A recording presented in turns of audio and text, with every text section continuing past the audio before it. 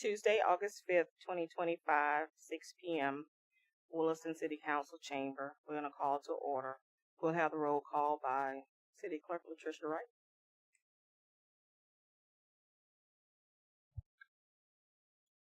Mayor Goodman. President Hinds. Here. Vice President Cox. Here. Councilmember Jones. Here. Councilmember Martin. Here. Councilmember Riccio. Here. City Manager Sue Beaudet. Here. City Attorney Kiersten Ballou. Here. City Clerk Latricia Wright. I am here. And all other staff. Thank you. We will have opening prayer and pledge of allegiance to the flag, Mayor Charles Goodman.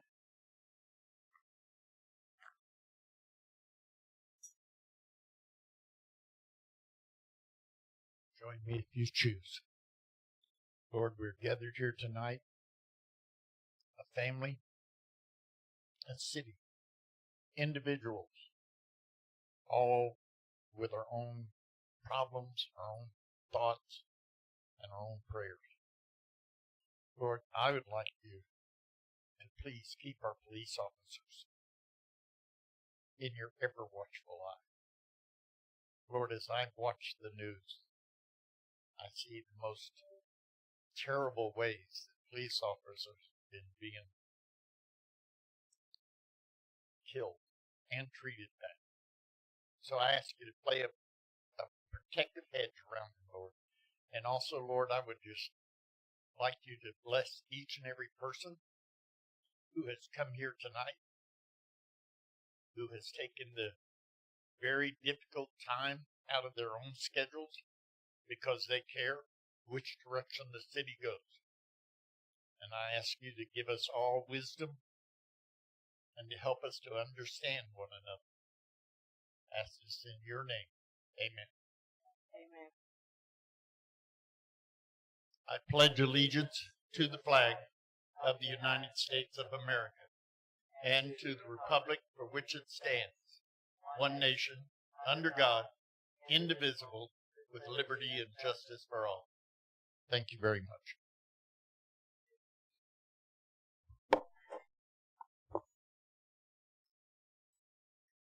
Item number 1, additions, deletions, changes, and approval of the agenda. Seeing none, I move approval of the agenda as presented. I'll second. I have a first and a second. I move to vote. All those in favor say aye. Aye. All those opposed say nay. Motion passes 5-0. Item number 2, presentation of Years of Service Award, HR Director Kim Troy.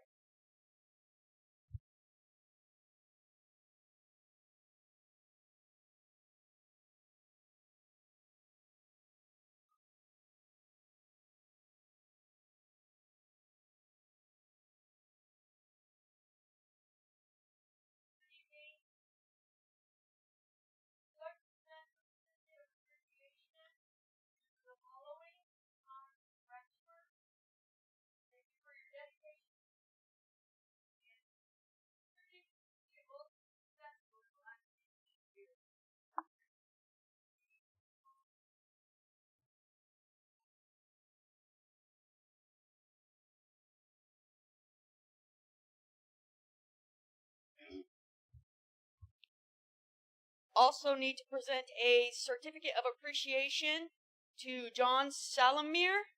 Thank you for your dedication and contributing to the City of Williston's success over the last 15 years, who is currently on duty.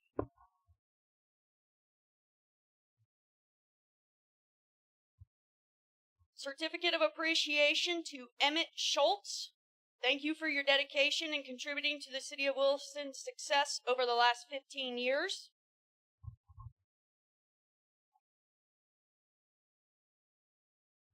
Certificate of appreciation to Daniel Smith.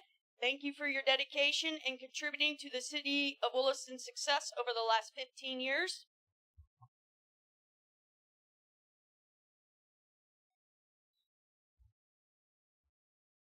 Certificate of appreciation to Brent Stiegel. Thank you for your dedication and contributing to the City of Williston's success over the last 15 years.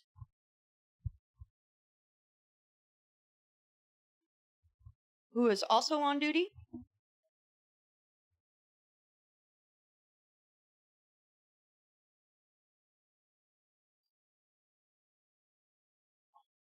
Certificate of Appreciation to Daniel Wallace. Thank you for your dedication and contributing to the City of Williston's success over the last 15 years.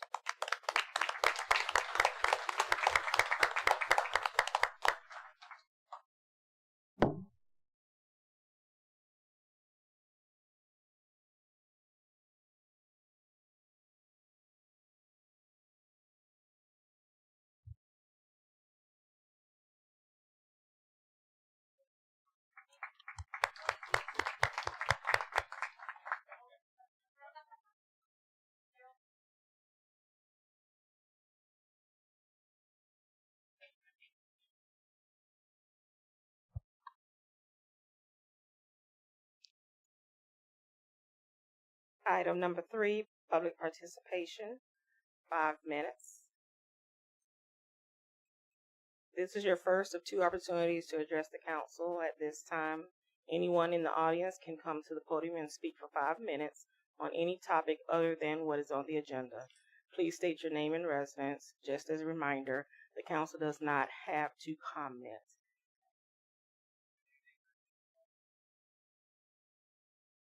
Here we go. My name is Glenn Lewis. I live here in Williston. You guys had a grant to put up a nice across the street roof over Hinds there. Now somebody done it, came up the street and hit one of them and knocked it out of place. This is right by the quilting place. It's been there for months. Why hasn't it been fixed? Anybody? Are you done with your comment? Because Yes. once we I like an answer to my comment. once we give an answer, then your time will be up. So make sure Okay. that everything that you want to say is said. Oh, okay. And Thank it's a you. 5-minute block. Correct. Yes, sir. The question is also to our IT people. I've noticed that the stringers and the cable has come up. My question is, how are you planning to route it from the poles to the house? Will that be a fiber connection, or will that be copper, or what? Also, what is the status on the getting the parking lot done behind these buildings over here across the street, on Main Street? Thank you. Anyone on the council would like to address? Kiersten? Madam President, I can answer the first question. We worked with our insurance company regarding the issue across the street, the individual who came off the road and caused some damage. We received a partial payment from our insurance company, but it did not cover all of the cost. We are working on additional avenues to recoup that cost. Okay, thank you. Anyone else? Anyone from the public? You may come. Oh, I'm sorry.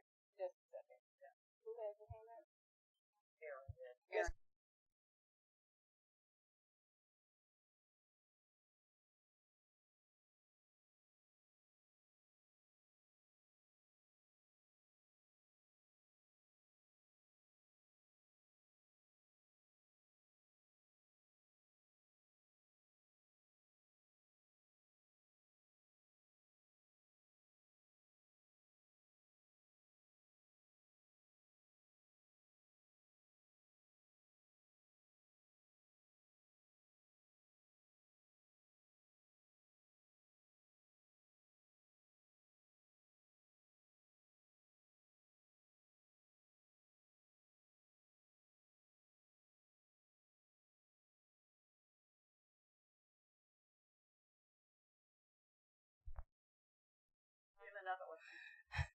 All right, we got it. You want me to repeat that, sir? Yeah. Okay.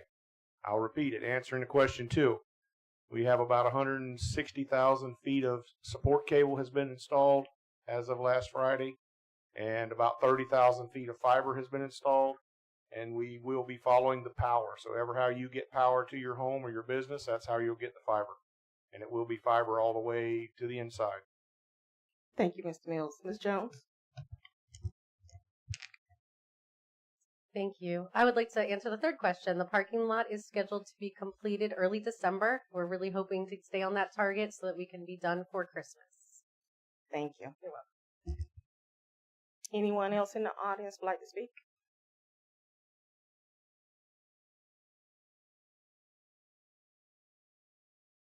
Hi, my name is Carol in London. I live at 815 Southwest 4th Street. I wanted to ask about my road again. I know I've been to the city meeting a couple times. And, we talked about the street. The road's in really bad shape again.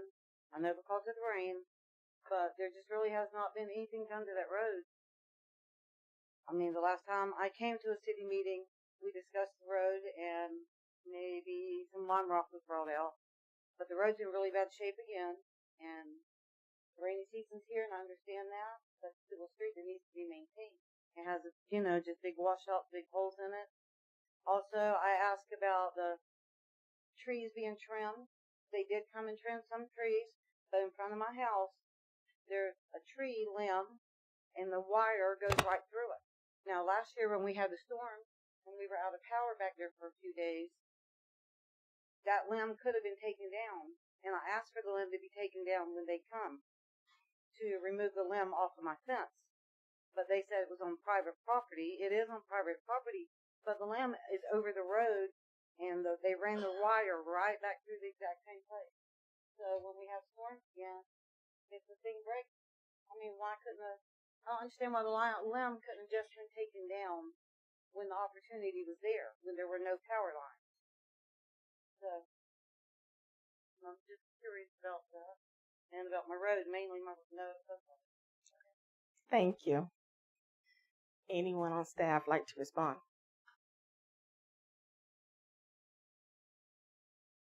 Yes, Ms. Jones. So does the tree stand on your property or in the right of way?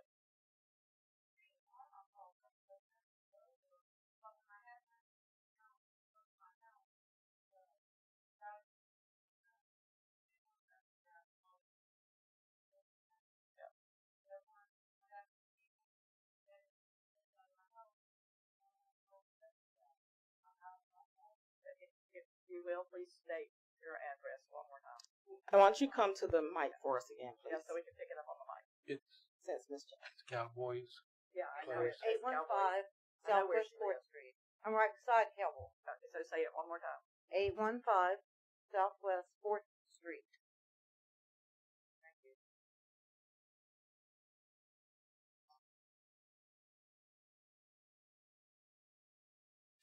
Anyone else at this time for participation?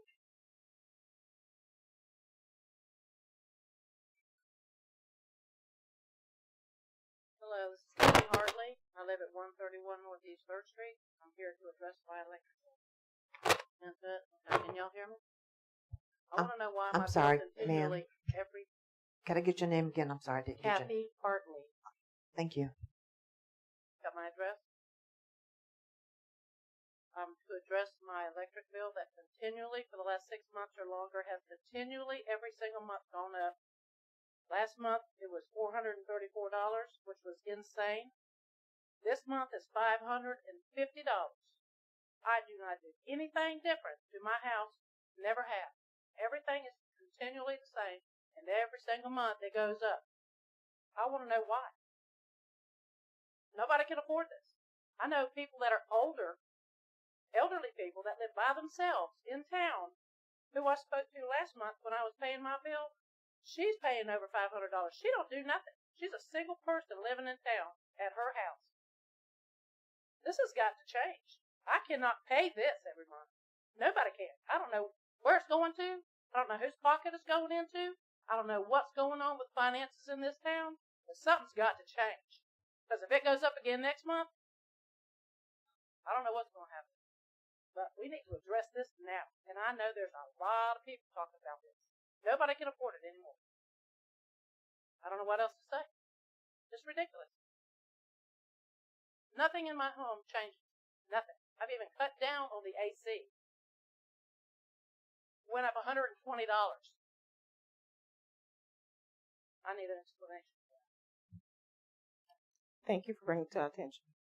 Does anyone, Ms. Jones, you want to say Looks like I'm something? saying something. Has anybody checked your consumption? Have you actually called it? Well, that's the problem right there. It's a whole lot hotter. The air conditioner runs constantly. We have to compare consumption.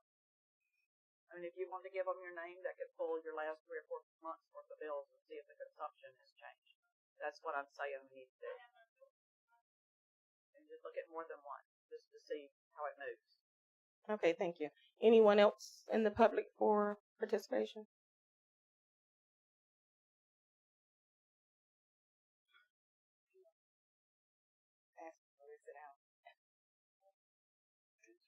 Hi, my name is Jan Lewis,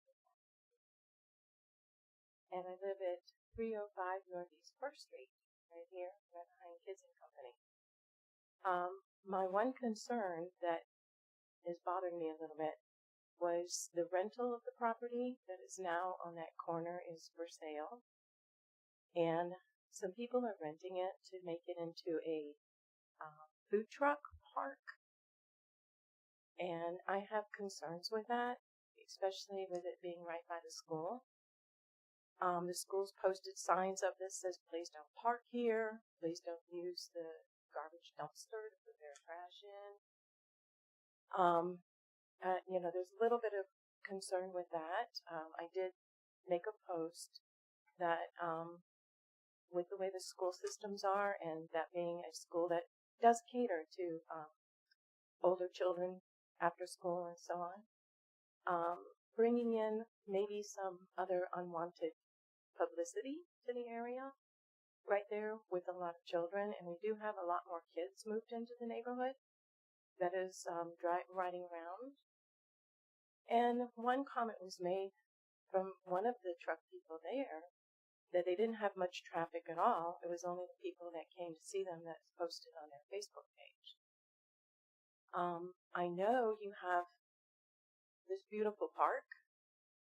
I don't know if it's because the fees, I haven't asked about that, for renting a space at Heritage Park right here, where the traffic would be great. More parking, there's a big issue too. If somebody comes in with a work truck and a trailer trying to park right there on that corner, you also have the fire hydrant that's right there on that corner. The L-shaped property on this end, there's actually, I think it's utilities of some sort that's right there also, because it's behind the doctor's office and the dentist right there. My suggestion is, I don't know what the funding is for the city, but living there since 2013, that property has been used for parking. Every one of your festivals, all of the school carry-ons on and all the celebrations, all the parades and things that has always come up with an off. I've been there since 2013. That has been used for a lot of parking. Is there any way, with it being up for sale, there's a way to acquire that and make it into something more substantial for parking to provide the services for the Peanut Festival and all the other kind of services? The school uses it an awful lot for parking. The dental offices, a lot of them are parking in back because they're taking up spaces for the patients to park. So that's being used for parking. The church right across the street also is using it for parking. And I think as far as the community, it would be utilized greatly as extra parking space for them to be able to, for everybody to be able to use it for that. That is my only concern. And since we do have so many more kids coming into the community, riding their bicycles and their scooters. I'm sorry, I'm a teacher. I'm still doing aftercare at Williston Elementary, even though I'm somewhat retired at 71. My concern too is predators, unwanted visitation of people might be coming right into that little area in that corner. And we do have, like I said, the elementary kids are there, aftercare, as well as right now for camp. A lot of them are there all day. So it's just some of my own personal concerns for that being used as a food truck park. So that's it. But thank you. Thank you for bringing it to our attention. Does anybody have anything to say? Yes, she's up right now. Hi. You want to address that? I know you looked into it. There's a couple things going on with that. It is private property, so the city doesn't have a whole lot of rights. The original plans to have a park, I told them they had a whole lot they had to do to be able to do that, including parking, ADA accessibility, power, and the property owner is not interested in any of that. He did leave me a voicemail the other day that said that they were going to allow them to use this for the month of August because they've already leased it, but it's causing too many issues, and he's planning on shutting it down for September. So if you can hold out for August, since the city doesn't have a whole lot. However, I did tell the complainants that if it was too noisy or if there's too much traffic, to let us know, and the police would be able to do something about that. So you're very welcome. Thank you, Ms. Jones. And I would just comment that we also had concerns. That's why we came to her as code enforcement and planning in order to see what she can do to help us with that. I think she's done real good with it.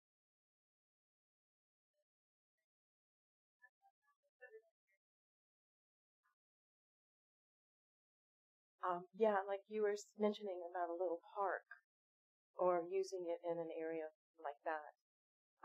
There is quite a lot of, I know, of the children coming in, like a little wayside park.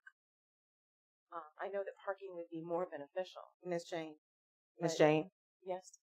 Sorry to interrupt you, but your 5 minutes are up. Oh, we'll sorry. have another session at the No, end. I just wanted to say what she had brought up about that. And it was a good idea, too. Thank you. Can I just ask, because we've already addressed the food truck issue on another property in town, have Kiersten remind us of what we can and cannot control regarding food trucks? Yeah, I mean, I can get specifics, but generally speaking, there is state statute that does preclude a lot of what we're able to regulate. So we have to regulate in a way that is similar to other businesses and not specific to food trucks. Thank you. Any other public participation?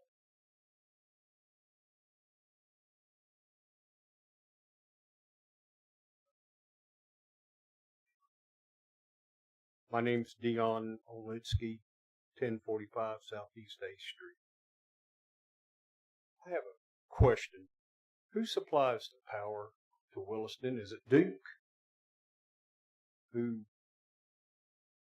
I know we don't produce our own power. Part of municipal electric association. Okay. When they give you folks, when you pay a bill for that, is everything included in that? My question is, this electric adjustment, what exactly is that? Can you ask If you want me to everything sit that you back need? down, I'll sit back down until somebody can help me with it. No, we want you to go ahead and ask all the questions that you have. We'll write them down and we'll answer them. Is that it? Okay, just stay there. Does anybody have? It's a cost adjustment for the amount of the fuel. It is a pass-through. They charge us, and it's passed through to our electric consumer. So what do we pay then to this electric company then, if that's not included into the bill that comes to Williston? To what? You mean the company we buy power from? Yes, ma'am. It goes to them as well, because it's the fuel they're using to generate the power.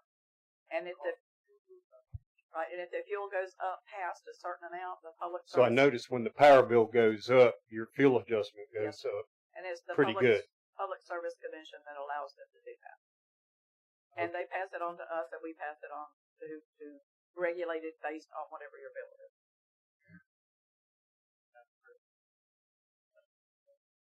Sure. We do not add to what we do.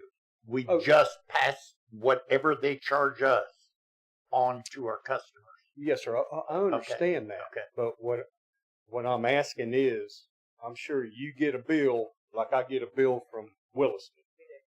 And that is not included in the bill that they charge you originally. This is added on top of what we already pay. Only if the fuel cost goes over a certain price, it's added. Mr. Barber, help me if Thank will, you. or Mr. Miller, or Jonathan.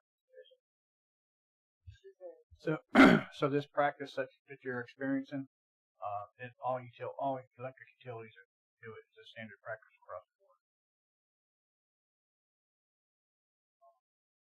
Thank you. And let me make Is there anyone else? Let me make one more comment about the electric since we were talking about it.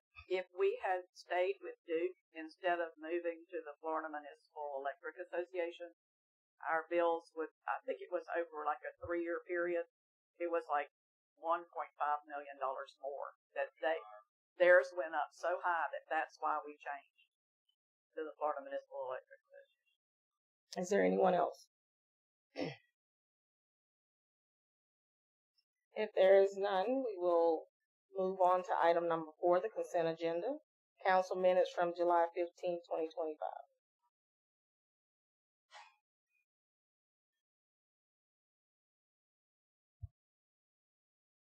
Do I have a motion? Make a motion, we approve the consent agenda. Second. I have a motion and a second. Any discussion? Okay. Move to vote. All those in favor say aye. Aye. All those who oppose say nay. Motion passes 5-0. Item number 5, updates. Staff and board and council updates. City Manager Sue Beaudet will start. Thank you very much. All right, just a couple of things. Just wanted to let everybody know that Latricia, Kim, and I attended the Swanee River League of Cities ethics training across city last Wednesday.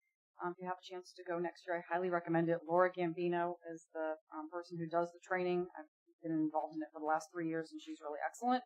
She gives a lot of like real world examples, so it's not so boring. No, ethics can be really boring. Second, wanted to update everybody on open enrollment. We had to change the dates. There was some issues with the county, so the open enrollment dates are now August 27th and August 28th. I think they were originally 11th and 12th, so those are later in the month.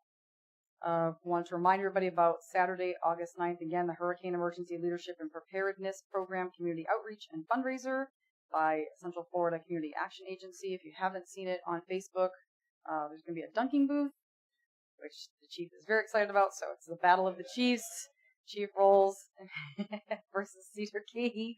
The dunk booth starts at 10, and I think it's $5 for 3 tries. So I told him I'll be there at 10. Yeah, please feel free to come out. Where is this located here? Heritage Park. Yeah. And last but not least, I wanted to mention something and kind of see if we can maybe get some consensus on. You may recall last year, 2024, the City of Williston passed resolution number 2024-34. This was where you approved the interlocal agreement for animal control services between the City of Williston and the town of Bronson. Just to let you know, I spoke with Amanda Huber. She is the new town manager effective yesterday for the town of Bronson.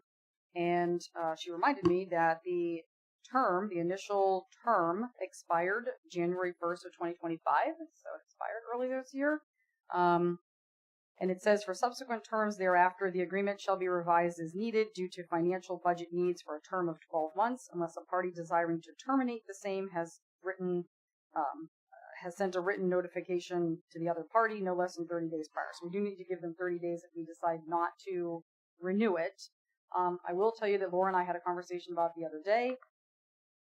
Our animal shelter is full. It continues to be full all the time. Unfortunately, we're not adopting out the animals as quickly as we would like. So I'm just trying to get some consensus among the council as to what you would like to do. If you would like to renew this contract or have it continue to be renewed, or if we want to terminate it just based on the fact that we don't really have the 2 kennels that we were originally promising to the town process. That's all I have.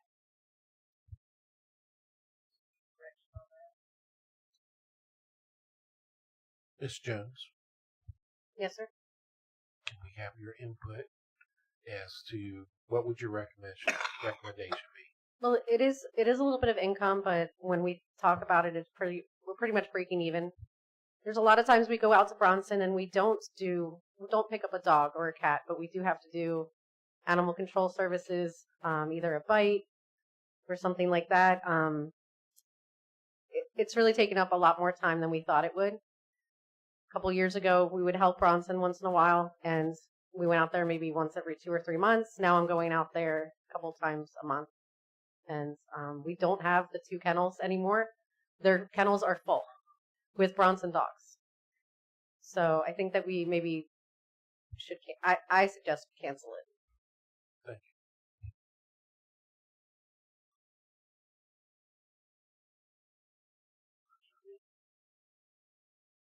I make a motion that we cancel our agreement with Bronson, the animal shelter.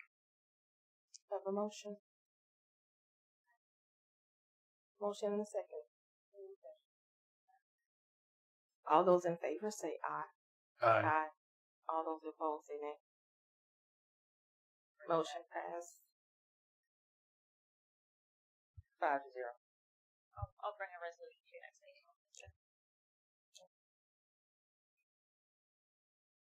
All right, next we'll have our attorney, Kiersten.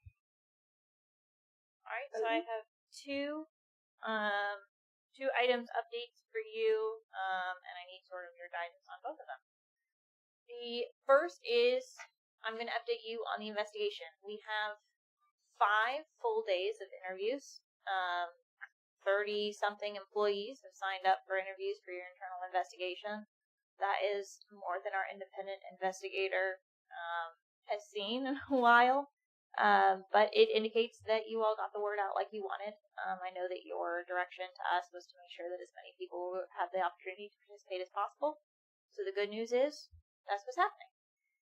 The bad news is that that's more costly than we anticipated it being. We did not account for 5 full days of interviews.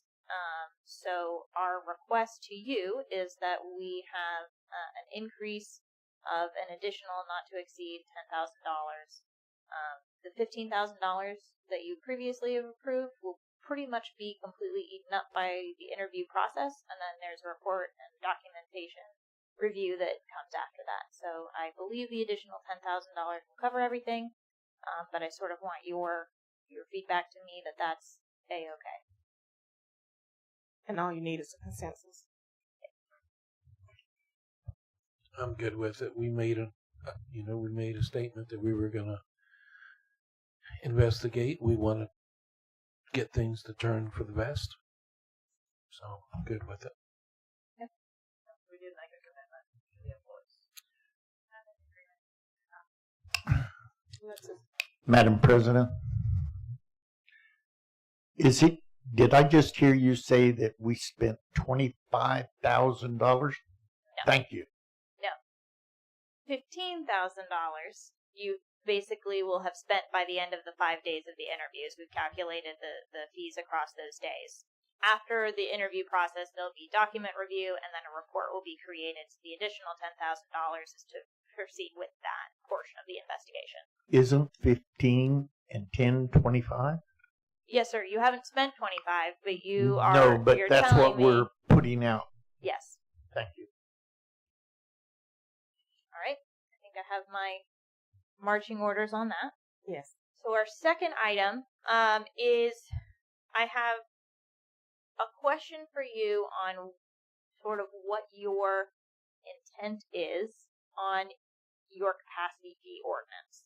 Your ordinance, I think, can barely be read in more than one way by different reasonable minds. And I wanted your feedback to me on how you want us to enforce your capacity fee ordinance. So your ordinance says that if there is a property that is required to hook up under a specific section of Florida statute, and that Florida statute is if you're an existing property and we run sewer or water past your home, we give you a year's notice that you have to hook up, and then you hook up. If we require someone under that statute to connect to our sewer, then we have a specific exemption for that in our ordinance. there are properties that we ran sewer past somewhere between, the best guess we can get is 1956 and 2013. There's a couple years in there.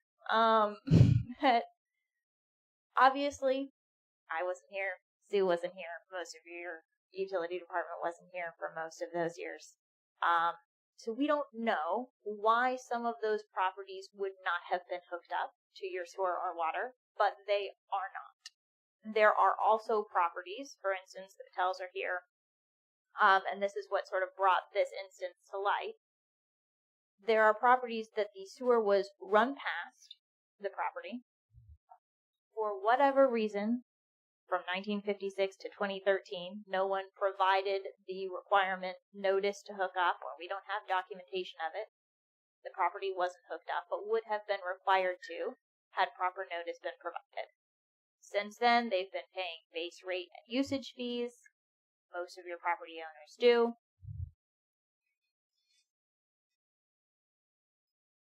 If that is the situation, that there's no documentation of notice being provided when the sewer was run past their property, and they've been paying their base rate and their usage fees for a period of time, I don't know, but for some period of time. Is it the intent of this council that we consider that situation when we're requiring them to hook up to sewer now based on renovations or improvements to the property, an exemption from your capacity fee requirement? I'm seeing 2 nods, I'm seeing 3 nods, 4 nods, and a blank stare. If they've been paying capacity fee, I mean, they've been paying base rate and usage fee all the time, and they're just now wanting to hook up, I think it's okay. Okay, based on that specific exemption, that's how we want to read it. If it's based on, and I want to be really clear, essentially what I'm going to call an administrative error or lack of documentation or whatever it is for why they wouldn't have been required to hook up under that specific statute. So we're not adding an exemption. I'm just asking you if it would have been required and for whatever reason it didn't happen, we're requiring it now. Is that how you want me to interpret your ordinance, that would still be an exemption? Yeah. I'm seeing 5 nods, so I feel clear. Yes. Thank you Madam very President, much. may I ask you a question? Yes, sir. Thank you. Do we have any idea if there was even a requirement in 1956 to hook it up? Thank you so much for asking, because You're your welcome. city attorney decided to spend some time looking into that issue. And this ordinance, this state law, was adopted somewhere between 1950 and 1954 was the original requirement. So it would have been required for that period of time.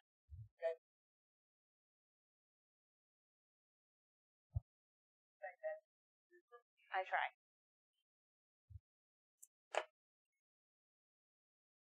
Ms. Wright? Chief Rolls?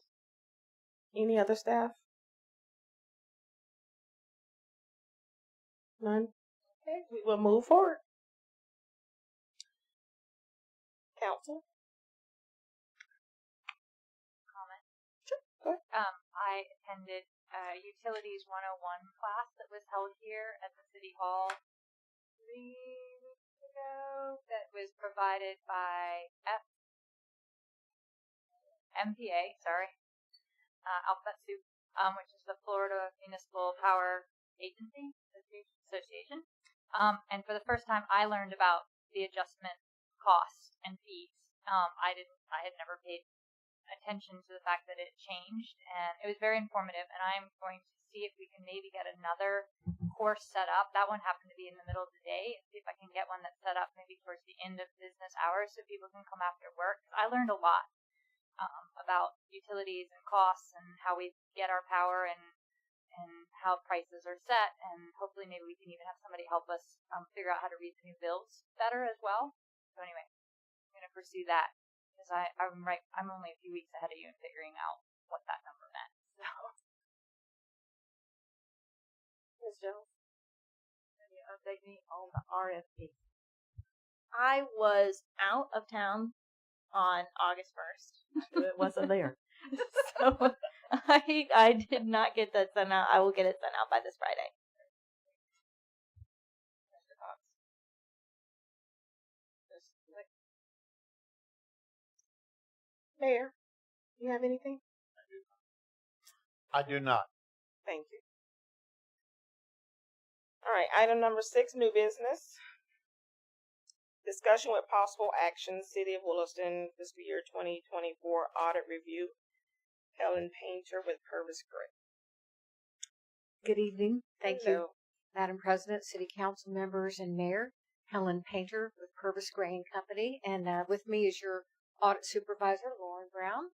And we're here to present the September 30th, 2024 audit report, which is in your board package. So each year, local governments are required to have an annual financial audit report for the year ending September 30th. We performed our audit field work beginning in April, and it was finally issued in June. We work with your outsourced finance director, Stephen Bloom of Infomark. He was not able to be here this evening, so you have an outsourced CFO. This year, you implemented a new accounting software system, and it, whenever you implement a new system, there was quite a bit of difficulty getting the reports that we needed out of the system. We found no major material errors, anything like that. I think that subsequent to year end, you implemented the new utility billing system. We audited the old billing system, and we found no issues with that other than the new gas rates were not implemented timely. There was a lag there, so we brought that to their attention. But I think that that was realized with the back and forth with that. But our purpose is to express an opinion on the financial statements, and so management is responsible for the financial statements. They provide us with everything and all the backup information. And what we do is we audit the financials and we give an opinion. And our opinion is an unmodified, clean opinion that we believe these financial statements are fairly stated in all material respects. We also are required to review the compliance of your grant. You have over $4 million in federal and state grants, primarily at the airport with all the construction there that's reimbursed by the grant money to hopefully generate new economies of scale with your airport, with fuel sales and rentals, such like that. And your airport fund seems to be doing well as it continues to grow. We do have a management letter comment and a recommendation that you start building up your reserves. We've talked about it in past years that the city is operating with very little reserves, and that's so important in Florida with the hurricanes that come through that can deplete your reserves, and it takes a long time to receive money back from FEMA. So that was one of our recommendations, and we did point out the delay in being able to finalize the audit with the system problems with the new software. We were able to meet at length with your new city manager of other smaller issues that have been in place for a while, and so we spent a good bit of time, a couple hours going through that to hopefully get the city up to speed on some of the issues that are affecting the city at this particular time. But you have a very good outsourced CFO. The accounting records were in good shape. They were a little bit delayed, but we found no material errors in your financial statements.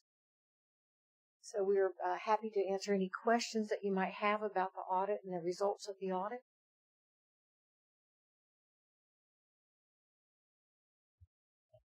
I would just say, and I say this most every year, as complicated as the audit is, you make it sound easy. You really do. And reading the documents as you put them together. And in the audit, one of the best places that I refer back to constantly is the information on the pension funds. Yes. You lay it all out, exactly what everything is, and it's wonderful to see it all in one place. And your audit always does that for me. Thank you.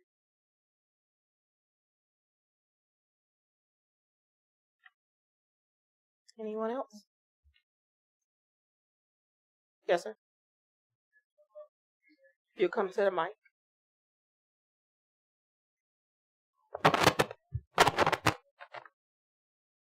How much reserve are you talking that we need? If you don't mind me asking. Best practices by government accounting standards is 25% of your expenditures. So to keep it simple math, if you had $1 million budgeted, so everything starts with your budget. If you have $1 million that you expect to spend, you should have at least $250,000 in reserves. And so it's 25% of your estimated expenditures going forward, so that if there's any unforeseen expenses that come about, that you have something to cover those expenses. And so I think now in your general fund for the year ending September 30th, you're at about 6 or 7%. I don't know where you're at today, but I know that for your budget for the 25-26 year, that in your budget is going to be a line item for budgeted reserves. So it's like it's an expense. So you're expecting this expense, and you have the revenue to cover it, but you're going to be able to keep that revenue to build up those reserves. So you're not really having to write a check for it. It's a savings plan. That explained it like that. So yes, it does, but how low are we? You can hear me. It's for recording. So if can you give him the microphone, please? Can somebody hand him the microphone?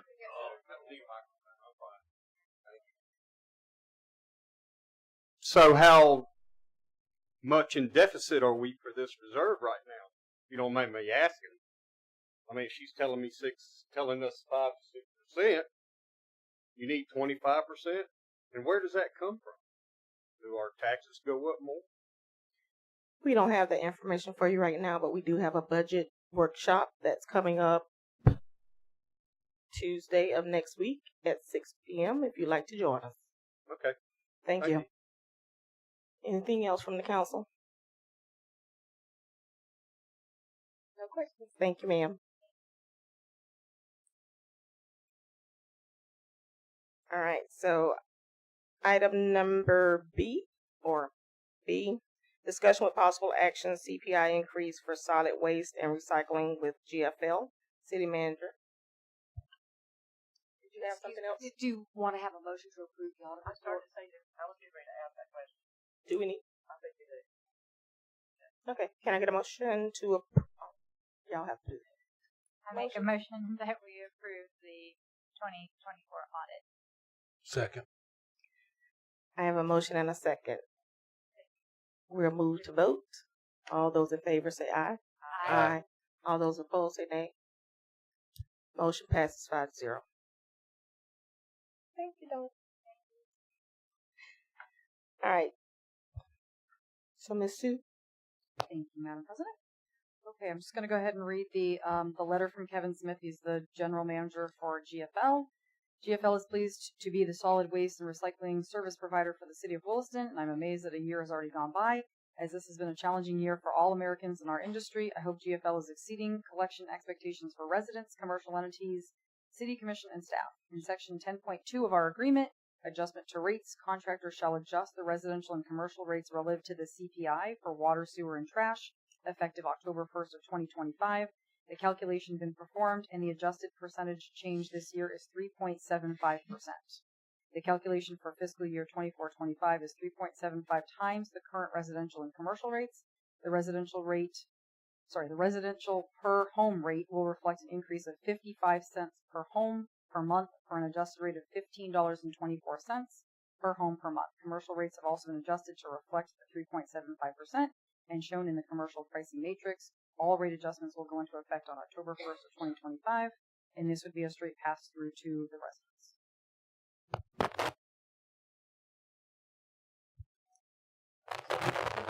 Madam President, I will note that the contract that we have with GFL and the contract that most water and waste and basically every company that provides any utility service does have a CPI increase. This is in accordance with the contract that we have with. So it's more of them informing us that this will be happening and less us approving it. Thank you. And I would comment that it's 55 cents for a homeowner. I don't have 55 cents, man. I'm just letting you know that's what the amount amounts to. Correct. Thank you. Anyone else? So is it Mr. Barber? I would recommend that the council have the attorney review the contract. I believe the contract addresses where that CPI is calculated from, Madam Chairman. I believe it's the Bureau of Labor Statistics, and we're doing the same thing for our utilities according to ordinance, and I don't know that that is 3.75. So I would just ask that the council ask the attorney to verify that that's actually the number. We're getting rates of 2.7 to 3.2. So it may not be a lot of money, but if the contract says it's based on the Bureau of Labor Statistics, they shouldn't be charging us more than what the agreed upon rate is. Thank you, Mr. Barber. We can triple check the calculations. Absolutely. Not a problem. Thank you, Ms. Ballou. All right. Sounds good. So we're good with that one. So we're going to go to item number C, and Attorney Kiersten will do C and D. Cover. All right. Madam President, this is Resolution 2025-72, resolution of the City Council of the City of Williston approving a proposed replat for map of Williston, map of Oak Villa, parcel 05843-000-00, located at 512 Southeast 5th Street, Williston, Florida 32696. This and the next item are both quasi-judicial matters. So if anyone intends to speak on either item C or D, please stand, and I will swear everyone in all at the same time.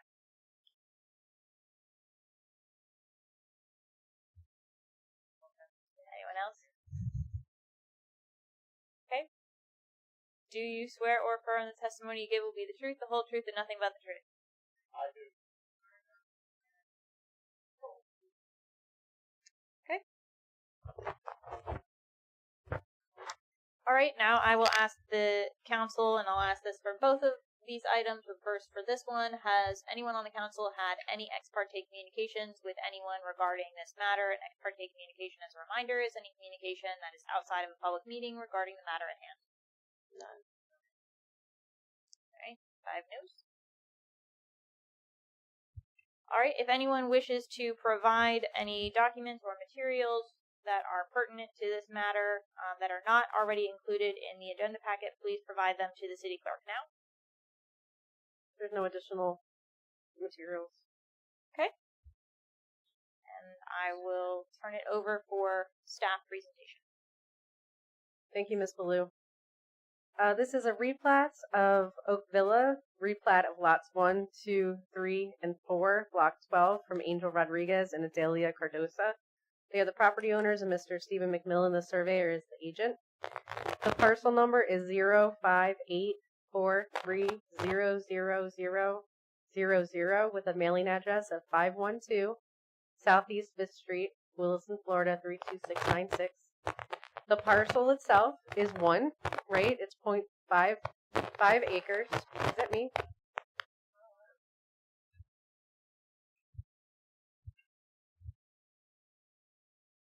The parcel is 0.55 acres, and they have, as you guys can see, remember we talked about those old plats from the 50s?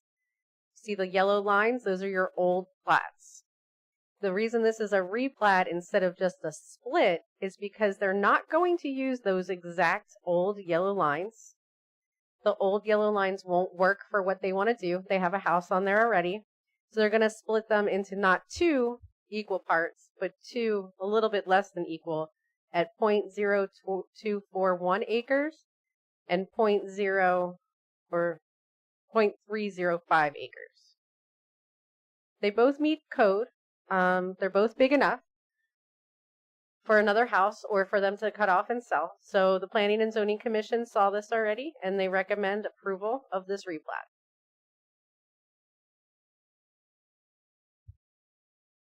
That's not me. If there's nothing else from staff, now would be time for the applicant's presentation if the applicant is here. I don't think the applicant is here. Okay. Do you have any rebuttal to your own presentation? No, ma'am.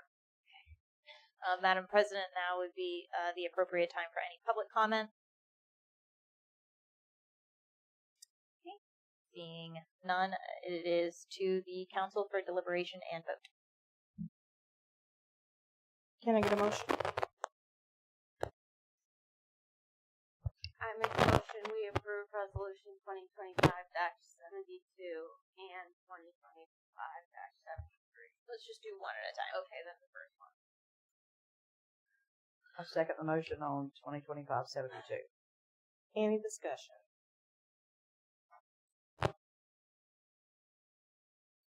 And you come for discussion from the public. No discussion from the public?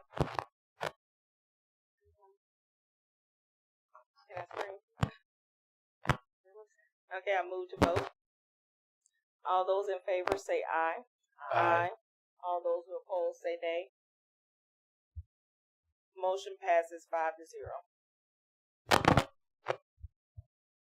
Thank you, Madam President. I move approval of resolution 2025-73. Second. And for the record, I'll just read that resolution. A resolution of the City Council of the City of Williston approving a proposed replat for map of Williston, map of Okamic, Lot 6, parcel number 04308-000-00, located at 842 Northwest 2nd Avenue, Williston, Florida, 32696. For each of the council members, and I apologize for sort of going out of order. I know that we've got a motion in a second, but has anyone had any ex parte communications on this item? No. Okay. I'm sorry. Who's second? Thank you. All right, now would be the appropriate time for staff presentation if there is one. Do you want a staff presentation? You guys, I'll give you my staff report. I'd like to have it for the record, recorded, if that's possible. I'll go as fast as I can. So this is Hammock replat of Lot 6. Mr. Edward and Miss Sally Holton are the property owners, and Mr. Stephen McMillan is the agent. The parcel 043080000 with a mailing address of 842 Northwest 2nd Avenue, Williston, Florida 32696. This parcel consists of 1.34 acres, and we have the same situation where our old flats are not going to make it to split this in half. So what Mr. McMillan has done is he has split it a little bit awkward, which is why it's called a replat. I can't read the plat, so I'm not exactly sure. You go down to my middle. So just for your planning pleasure, the reason, again, that this is not just a split where they go to the county and they just split it is because of the plat itself. Do you have any questions? Can you tell me exactly where it is?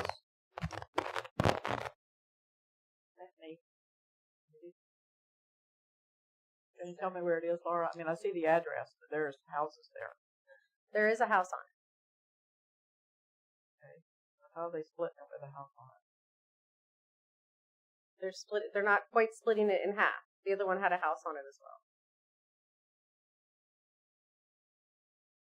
So the one lot is going to be 0.81 and the other one's going to be 0.52.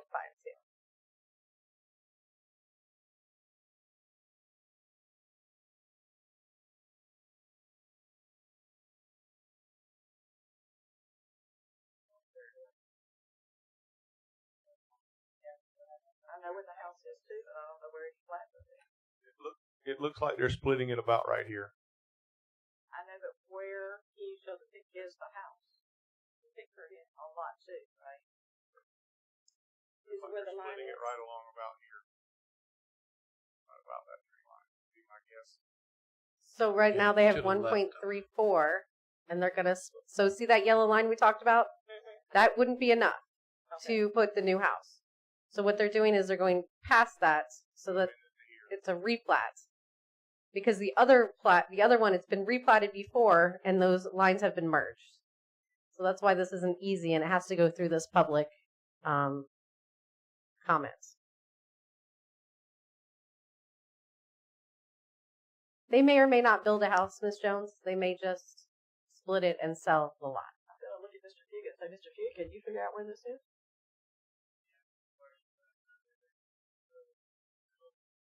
I know, but whose house is this? I'm not trying to locate it. Sally and Edward Holton. That's who it says owns it.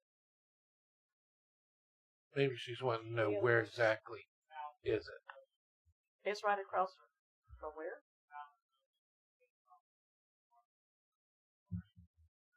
Then it's not Northwest 2nd Avenue. That's what's confusing me, is it says that's the street I live on, and I can't figure out where this is. That's why I'm... It's over on Mr. McMillan. Well, there he is. Steve McMillan, late. I didn't get the memo we were here tonight. I was at home watching the... I saw my name. So... this is a... What was the question? We're across the street from Norm Fugit's office. Or house, sorry.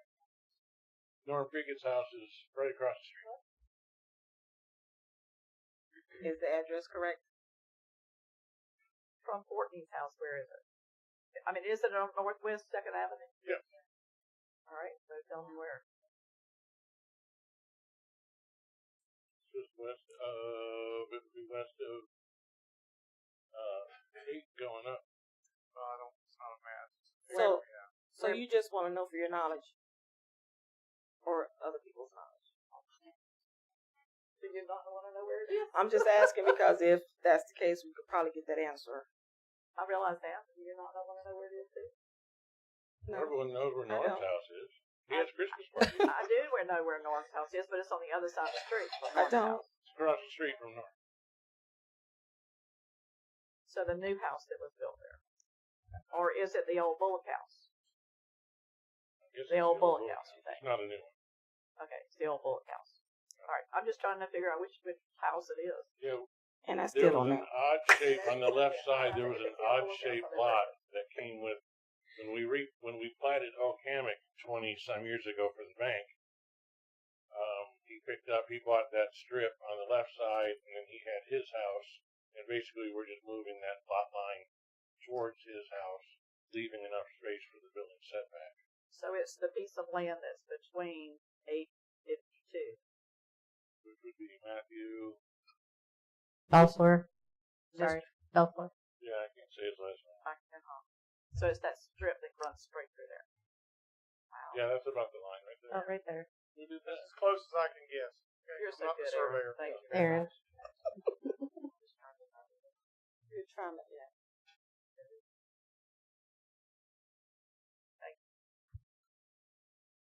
So, Miss Laura. Yes, ma'am. Miss Jones, I'm sorry. Is there enough land in there to do whatever they need to do, whether they put a house on it or something else? Yes, ma'am. Thank you. Anything else, Laura? No, ma'am. Does the applicant have a presentation? Thank you for having me. Thank you for being here. Yeah. Any rebuttal?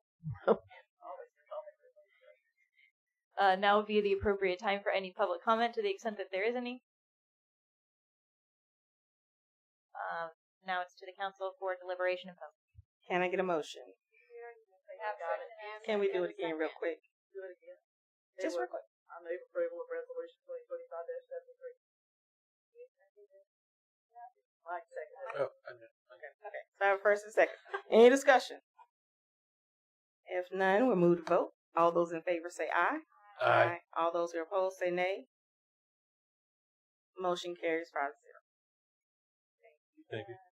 Thank you. Item E, Resolution 2025-80, a resolution of the City Council of the City of Williston, Florida, approving surplus of certain supplies at Williston Animal Shelter deemed unneeded by the shelter staff, approving a sealed bid auction or other approved disposal procedures for said surplus supplies, authorizing appropriate parties to sign any documents requiring to effectuate same on behalf of the City of Williston and providing an effective date. City Planner Lord Jones and Attorney Kiersten. Thank you, ma'am. I asked Kiersten to give me a hand. We have a lot of donations out at the animal shelter that we can't use, and we have some legal rules on selling. So we didn't want to do anything untowards, and we wanted to make sure that it was okay with you if we sold some of these items. They're typically things like dog beds or very fancy collars. We have some baby carriages for small dogs and things like that that are worth quite a bit of money, but we can't use them. So we asked Kiersten if she could put this together so that we could maybe surplus things without coming to you every time we wanted to surplus. The idea behind the resolution is that your shelter staff, whether it's carriages for dogs that they're not going to need, or if it's food that's a specialty diet that any of the dogs aren't eating at that time, your shelter manager is doing that on a day-to-day basis and will have a good idea of what you all need and what you all don't need. So just providing authority to that person to surplus it in accordance with your surplus policies, selling it the way that you all sell anything that you don't need. So that we are not coming to you at special meetings so that we don't waste dog food. Can I get a motion? I make a motion that we approve resolution 2025-E. And a second? Motion and a second. Any discussion from the council? I would just say that I would kind of like to know what you're getting rid of. I mean, we do that with everything else. Everything comes here before we do it. And even if it's after the fact, a list of what you sold after it was sold. Yes, ma'am. We have an inventory. We have an inventory of the animal shelter that Jason helps us with. Everything that the shelter owns goes into that inventory. Now, he only does it once a year, but I can update it on a spreadsheet easily with the things that are brought in. So, do you want us to do everything we're brought in, or just the things we want to sell? As far as I'm concerned, the things you want to sell. Okay. Because sometimes we get kitty litter, and we use that. Some dog food, we use that. Sometimes toys, cookies, we'll keep those things. Just the things that our really big pit bulls can't use, like really pretty little collars and stuff. Okay, thank you. Anything from the public? If it is, if you'll come to the podium, please. Nothing. All right, I'll move to vote. All those in favor say aye. Aye. Aye. All those opposed say nay. Motion passes 5-0. Item F, Resolution 2025-81, a resolution of the City Council of the City of Williston, Florida, authorizing the President of the City Council to execute contracts for 2025 to 2026 group health, life, dental, vision, supplemental, and 457B plans for the City of Williston and approving an effective date. HR Director Kim Troy and City Manager Sue Beaudet. Okay, so in your packet you have the actual rates that are provided by FMIT for the employee plus spouse, employee plus children, and employee plus family. And as you'll recall, I think I mentioned at the last meeting that we were the only municipality that had a decrease in our medical rates. I also gave you, I just provided this to you, it's not in your packet, but I provided a sheet here that talks about the current rates, so you can kind of see the 5% decrease. So, for instance, the overwhelming majority, 60 of our employees, are on the United Healthcare Choice Plus Plan 3, and we have 60 people that are currently enrolled as a single person. Right now, in the current budget year, we're paying $854.80, and it is now decreasing to $812.06. And we have one person that's on the same plan as the employee plus the spouse. Currently, we pay $1,837.80, and again, that's decreasing to $1,745.91. Then you can see we have one other employee on United Healthcare Choice Plus Plan 14, and one person on United Healthcare Choice Plus 19. They just have different options. We provide the employees with 3 different options so they can take whichever they choose. But again, all of these rates are decreasing about 5%. So they said. So.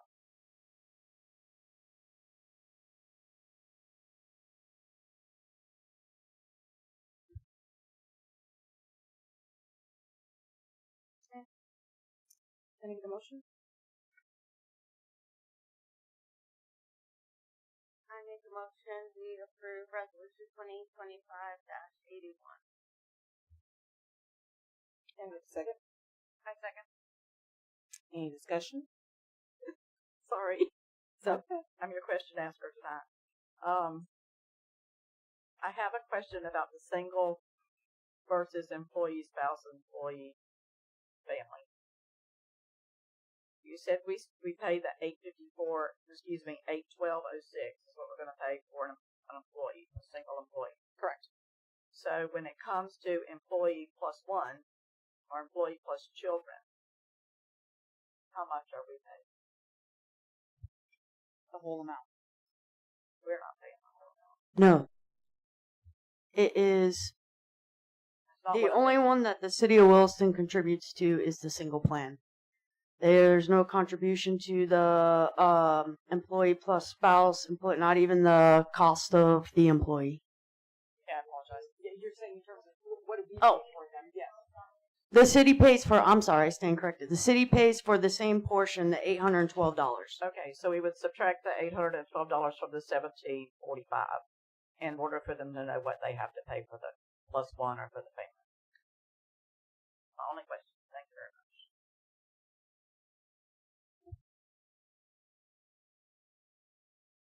any questions from the public? The only other question I would have, and they brought this up to us, is do you want us to continue offering the 3 different plans just because, again, we only have one employee on the 14 plan and the 19 plan? Does it cost us anything to offer the 3 plans? No. They must have different deductibles or... Yeah, I mean, based on the rates, and you can see they're slightly lower to go to those other 2 plans. And coverages. Your coverages are probably different, yeah. It doesn't cost us anything, and that's what they still want this time when they enroll. And you're okay with offering all 3? Okay. All right, we'll move to vote. All those in favor say aye. Aye. Aye. All those who oppose say nay. Motion passes 5-0.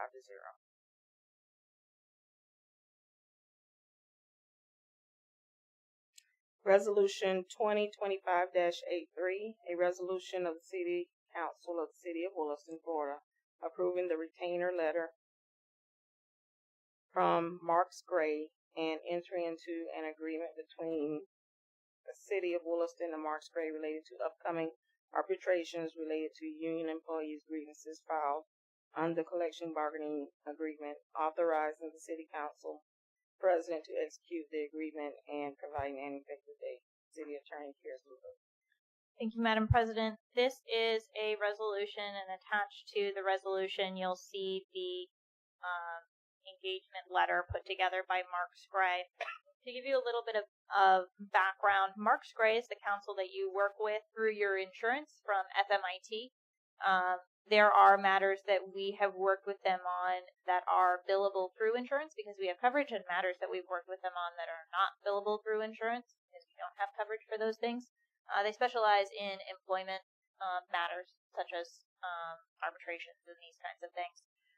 You have, under your collective bargaining agreement, union employees have a grievance process that they can go through, which involves several different steps of escalating grievance resolution processes, starting with their supervisors and moving up from there. Once they get to step 4 is a legally binding arbitration, which essentially is a court hearing without the judge.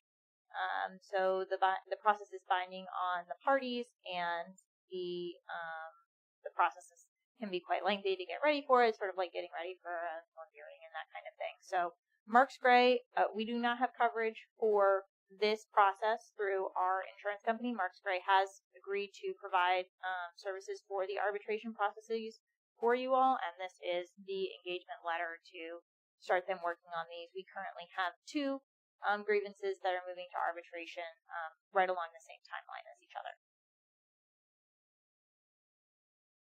So I'm happy to answer any questions. Can I get a motion?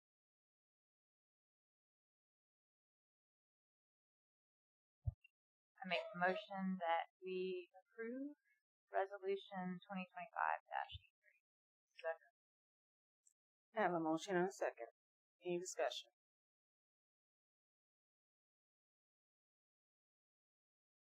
No discussion from the council? I'm not aware of. Any discussion from the public? Seeing none, we'll move to vote. All those in favor say aye. Aye. All those opposed say nay. Motion passes 5-0.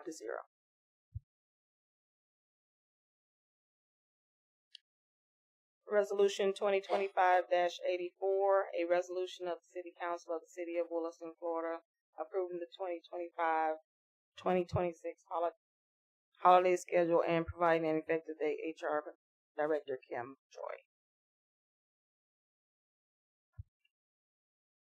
This is the holiday schedule for 25 to 26. It's the same holidays as this current year, just with different dates to match the calendar.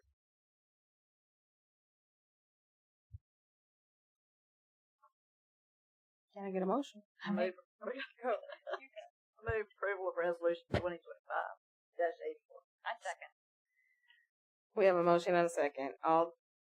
Any discussion from public or council? I move to vote. All those in favor say aye. Aye. All those opposed say nay. Motion passes 5-0.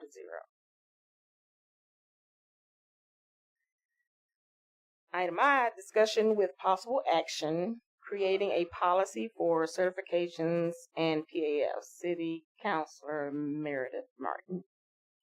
I'll be brief. It's come to my attention that there have been possibly some inconsistencies in the way that certifications and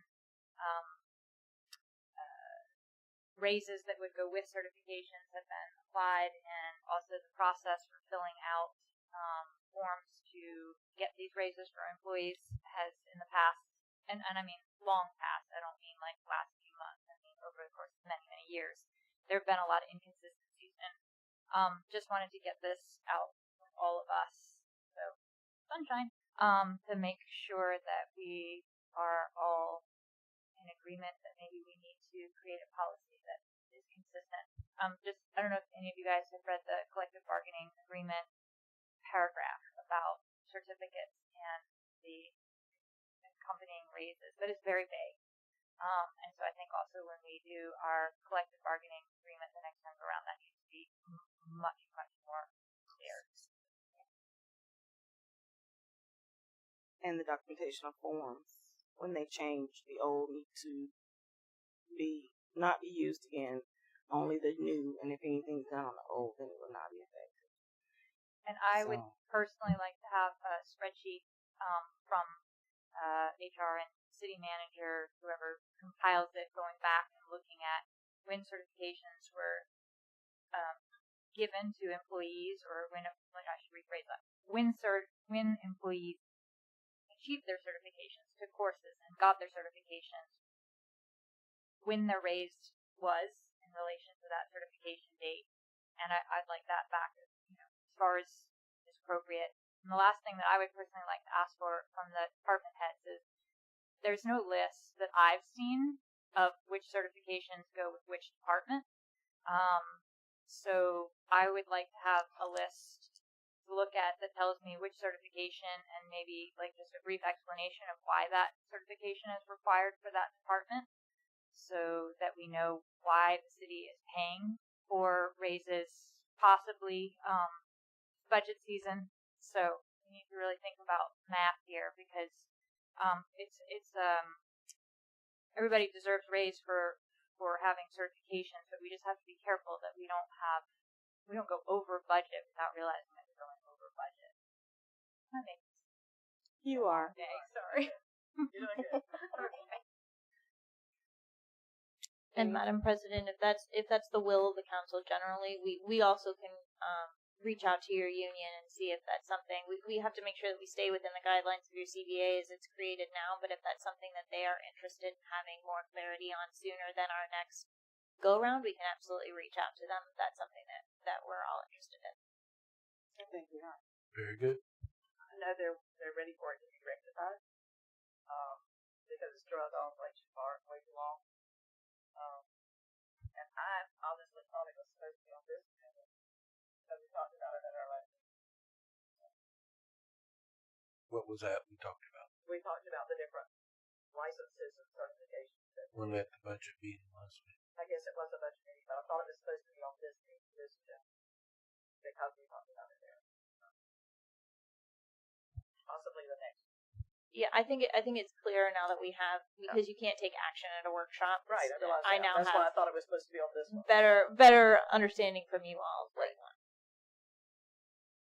So just for some clarity, so we had a department head meeting last week, and these were some of the ideas that we threw out. And again, we realized that council would have to approve these, and we would have to go back to the CBA to ratify all of this. But getting a certificate would require at least a 40-hour course, so not a 2-hour course or a 4-hour course. You'd have to at least be there for a week in order to actually qualify for a certification that would, solicit a $1 an hour raise. No backdating of the PAFs for more than 90 days. And then we also have talked about using multiple signatures on our PAFs now. There were only 2 signatures originally, and we actually just added another signature for the HR department to sign off and then send it over to Infomark, because we're finding that some of the PAFs were not actually sent to Infomark. So we've already actually done that. But really the biggest issue is the 40 hours, and then of course, whether or not that particular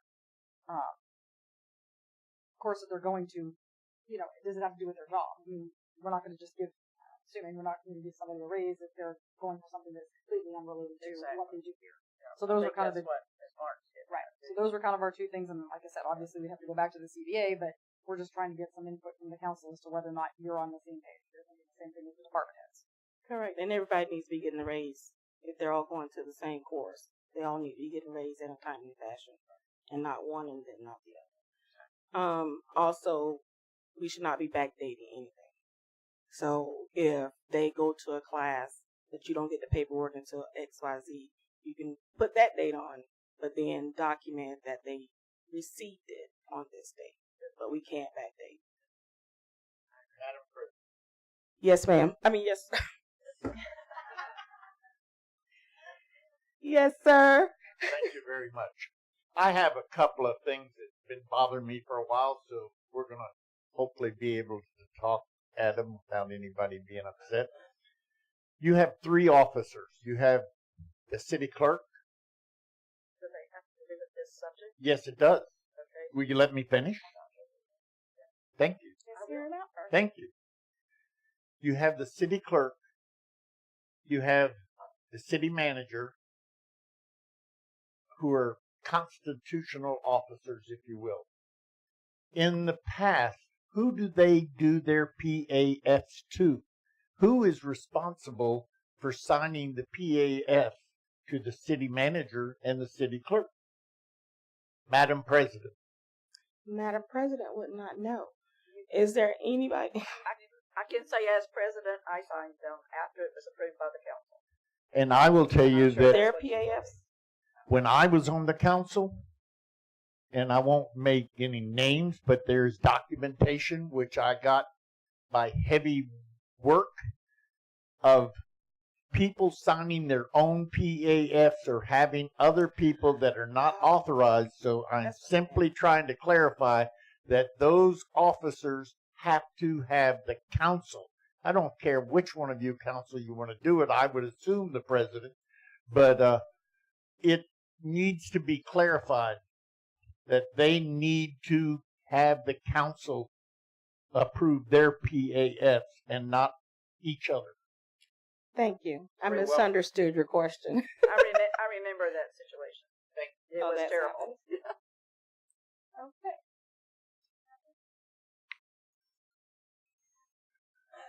All right. President. Yes, sir. May I ask something to what City Manager Sue stated earlier about the 40-hour courses for certification? That has been a practice of mine for quite some time now, but we're finding that some of these classes that they get certified in for like firearms instructor and DTAC instructor and stuff like that, some of them are not 40-hour classes, but they're becoming certified instructors. So I just wanted to make sure we don't get locked in on the 40-hour courses, because that 40 hours don't apply to every situation for a certification in a specialized area. And I'm sure Donald probably experiences the same thing with some of his certifications. So, for example, I'll agree with Chief. You have situations for water, for wastewater, for gas, for other things of that nature, that the state mandates a specific amount of documented time in a position, that you have hours in a logbook or something of that degree. But then you may have a course that is what we call a preparatory course, and then you have to go off and take a state-mandated test in order to receive that state license. That is, as Chief mentioned, not always with 40 hours. So I think this is relevant to each job description based on what they do, what they perform, and what the licensing requirements are through the state. So I think Sue and I were talking about this today, where we were talking about it last week, is a form that department heads would fill out and submit it to the council of this is the course that they're going to take and how many hours that it is, so we know what it is. Yeah, they actually exist now. There's a form for prior approval of that particular course, and it is also signed off by those same people that she just named. Okay. I've currently seen some of them that exist now for the men that are here. So it's just communication of letting us know that, hey, this one's 25 hours, and this is it doesn't go to 40. And it gets approved ahead of time before we pay for it and before they expect the dollar. Right. So that we're all on the same page before they even go. That is currently in your policy now. That has to be pre-approved by a supervisor in order to be eligible for a raise. Yep. I'm saying that. Yeah. Okay, so just to clarify, we have the policy, we have the form. Do we have these? I've not seen any forms filled out. Do we have forms filled out? We have some that are, yes. Some, but not. It was kind of, I had a chronological folder, I could tell you, that I was looking at that one of the staff members gave me. And that particular folder, some of them, because I stapled them together. You know, this is the class, this is the training, this is the license itself. All of a sudden, in the middle of that process, over the course of about 3 years, that form showed up. So I think it became a new form somewhere along the line, but kind of halfway through the process that I was looking, and I was looking at 4 or 5 different people's folders that had these in it. And they all, some had them, some were better record keepers than others. Some said that they filled them out, but that they weren't in the folder, but they should be in their personnel file. So maybe that's something that could be added, because, why not, right? One more thing to the spreadsheet. Oh, yeah. I mean, it's a prior approval, and everybody's on the same page. I think it's a great idea. Just agree with Mr. Cox. I agree with Mr. Cox as well. Don't do that. Yeah, I honestly, I really have an issue with having documentation or a document that has items on it and then lined through with somebody else, lined through and written out that is okay for somebody else to sign when that was not the initial person that is responsible to sign. And then a document where the HR manager signs and supervisor and it's signed, but then within days or weeks or whatever it may be, that other form shows up. So the forms are not consistent. So we need to make sure the form's consistent. No, nothing is lined through. Nothing is written on the forms that's not supposed to, because it looks like you're coming back after the fact and writing things in, even though it may or may not be the case. That's what it appears to be, and appearance is could be dangerous. So we just need to do it a little bit better related to our documentation, related to certification and PAFs, and making sure that we have everything in place where it's supposed to be. Miss Wright. I just want to backtrack for a moment to what the mayor said to make the record clear. What the mayor was talking about was prior to 2019, where the city manager was signing their own PAFs. So I just wanted to make that have that on record. It was prior to 2019. And Thank you. it was based upon the results of what do you call it now? Of their performance evaluation. Thank you. And he, at that time, he said, well, we had an evaluation, so I say, since the evaluation said this, that means I can have the raise because you guys evaluated me for that much. And the contract said differently.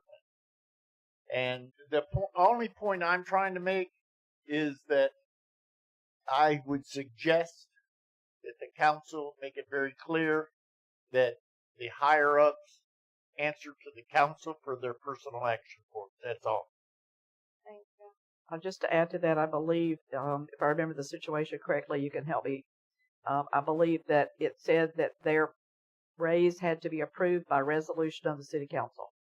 That is accurate. And by a resolution of the city council who was meeting to discuss the pay raise. And they didn't do that. Are we still talking about HR and city clerk? City manager. I mean, city manager. Correct. Yeah, are we still talking about those that two right there Okay. we're not talking about, so everyone's Thank clear. you. Y'all are confusing me. All right. City manager and city clerk. City manager and city clerk. Yeah. Yes. Okay.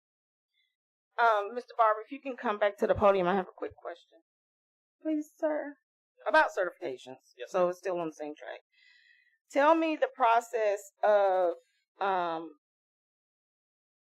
the certification and the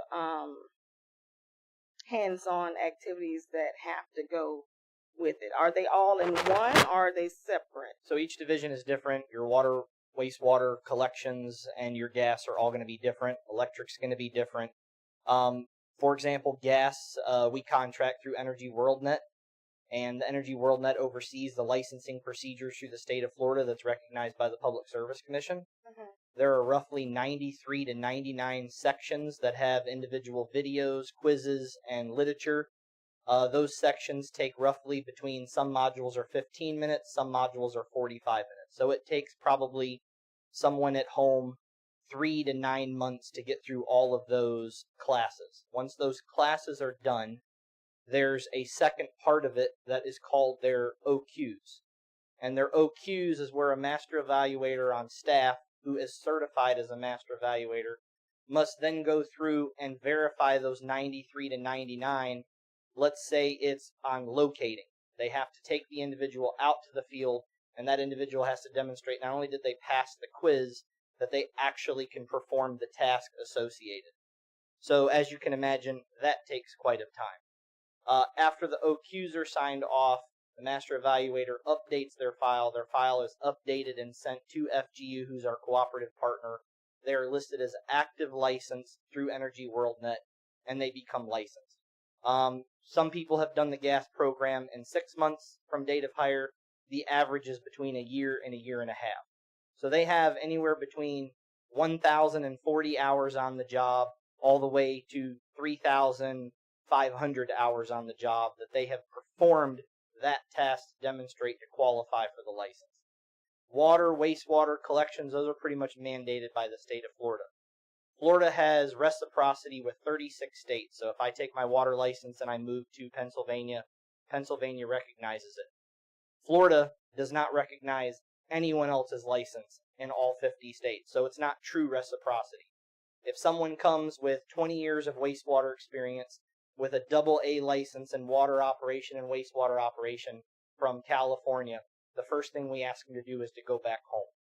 No, I'm just kidding. The first thing that they have to do is they have to go and retake all the Florida certifications.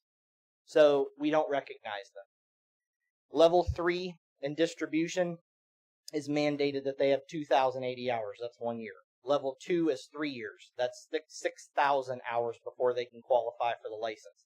Level 1 is 5 years, over 10,000 hours, have to be documented by a licensed individual. If a licensed individual like myself signs off on the official state paperwork and we can't prove through HR and other records that they have that time, my license will be stripped as well as them not receiving their license. So it's very strict mandated policies. There are supplemental things like the Master Evaluator program in gas. There are supplementals in water like your backflow certification. Again, a state license. That requires a 2-week onboard training. Most of that week, first week, is at Trio, University of Florida. It's from 7 in the morning till 5 at night that you're there, including lunchtime.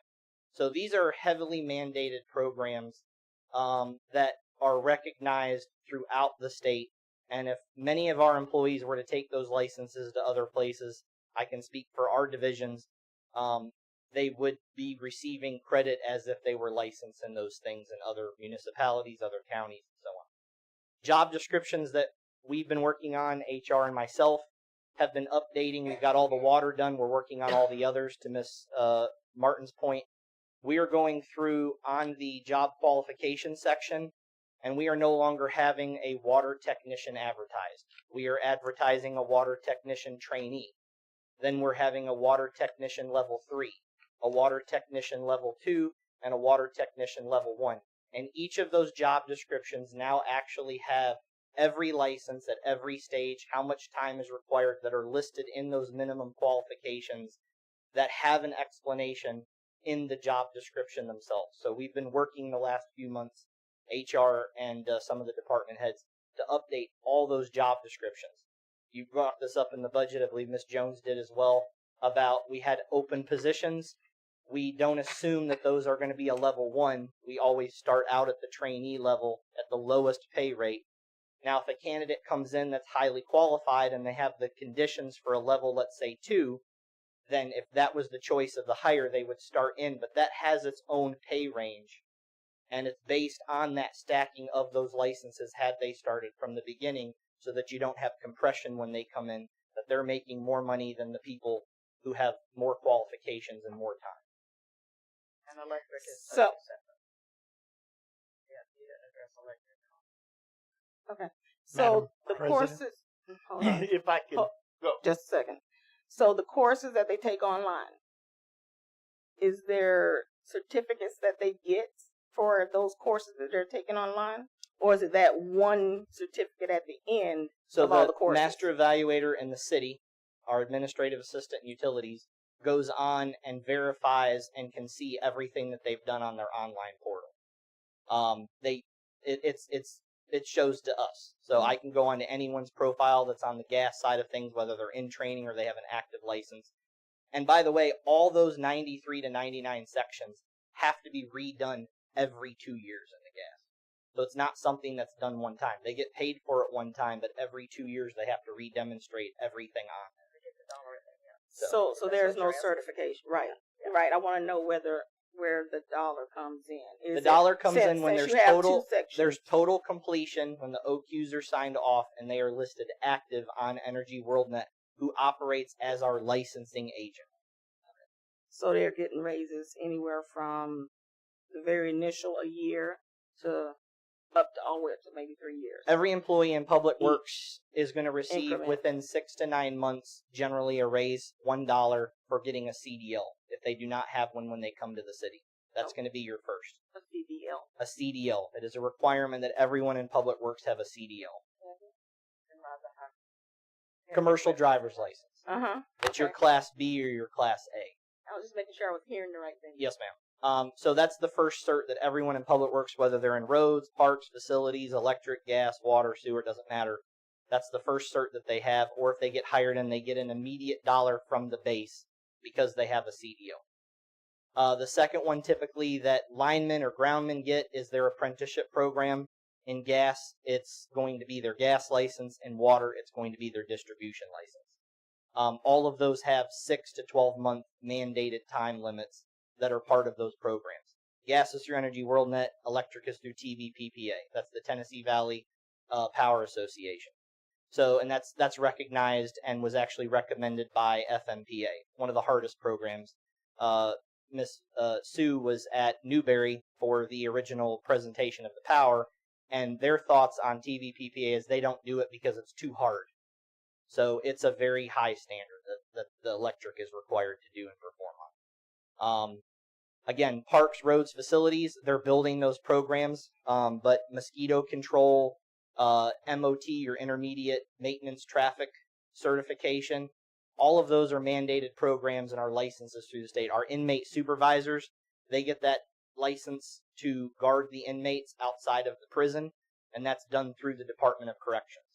So those are certifications that people within their classification that they receive, but again, there has to be specific criteria in order for them to be awarded those. Okay. Thank you. I have one more question, Donald, before you go ahead. Sorry, hopefully it's a quick one. Would it make sense at all with some of the certifications that maybe are not anywhere close to 40 hours, but we say if you get all 5 of these, then that would count towards like lumping them? Is that so? That is definitely a way of approaching it. We haven't done that yet, but there are a lot of folks on staff that have certifications that they never asked for a raise, and we've never received a raise. So, I mean, there's security awareness training, which allows some of us to shred documents or even have access to CAD files. We don't get a raise for that. There are certifications having to do with collections that some people have and got a dollar because they're in the collections department, and others did not receive a raise because they're not in that department. It doesn't make up, let's say, 80% of their function. And that's kind of the standard with the department heads, with Mr. Bishop, Mr. Miller, Mr. Curry. We have a standard that, let's say that you're in roads and your cert has more to do with parks, then typically you're allowed to go get the education and the cert, but it doesn't necessarily mean that it's going to lead to a raise because it's not a larger percentage of your position and your function. Okay. Thank you very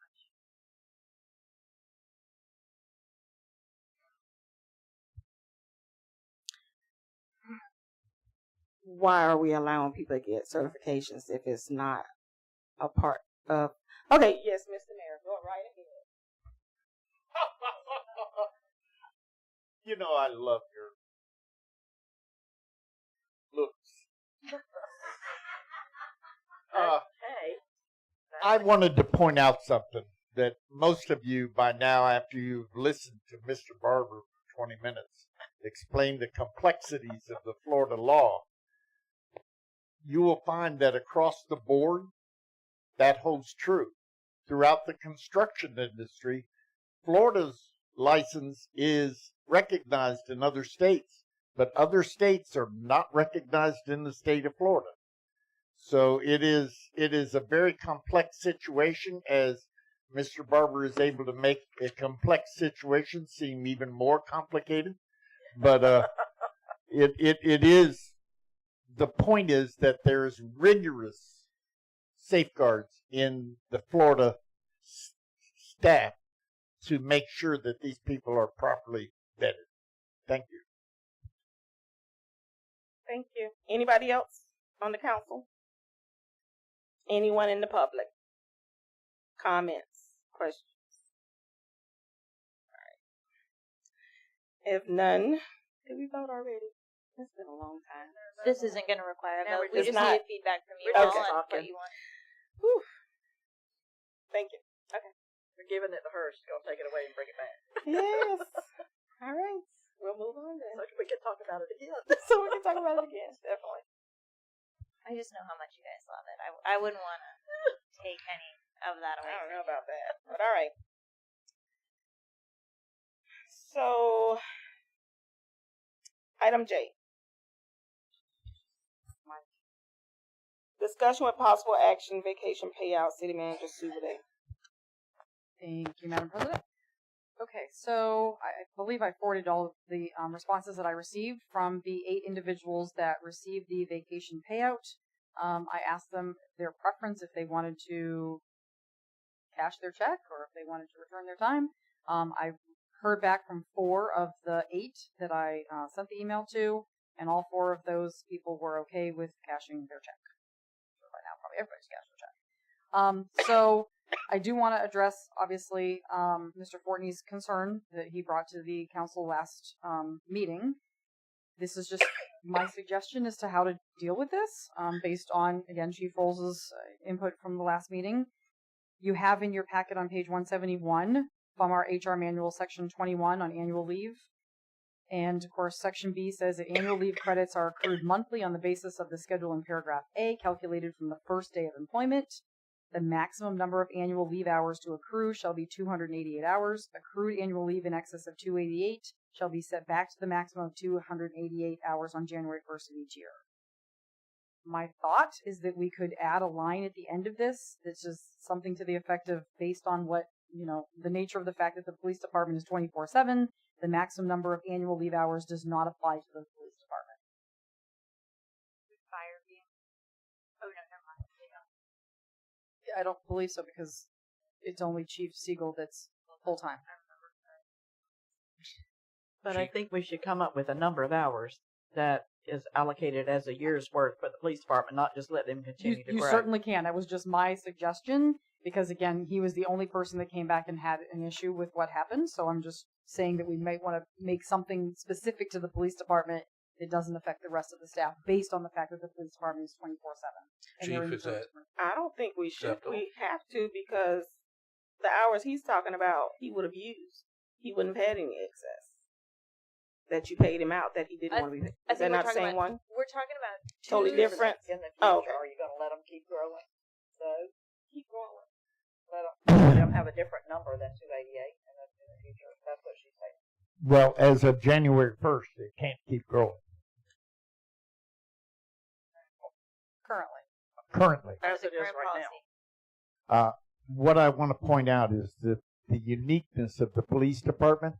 Those of you that are not aware, which I would assume most of the council is, and hopefully most of the audience, it is becoming more and more and more difficult to get new police officers in. And sometimes the police officers have a choice between not being there to enforce the law or doing overtime. They don't want to do it. They have no choice. So we have a unique situation within the police department. And the unique situation is, those of you that are not aware of it, the sheriff of Putnam County was a little bit upset because ICE sent each one of his officers a letter offering them $50,000 bonus to join their organization. This is just indicative of what the situation is within the police community. Each one of them is going back and forth trying to get the best officers, and we can't offer everything some of the more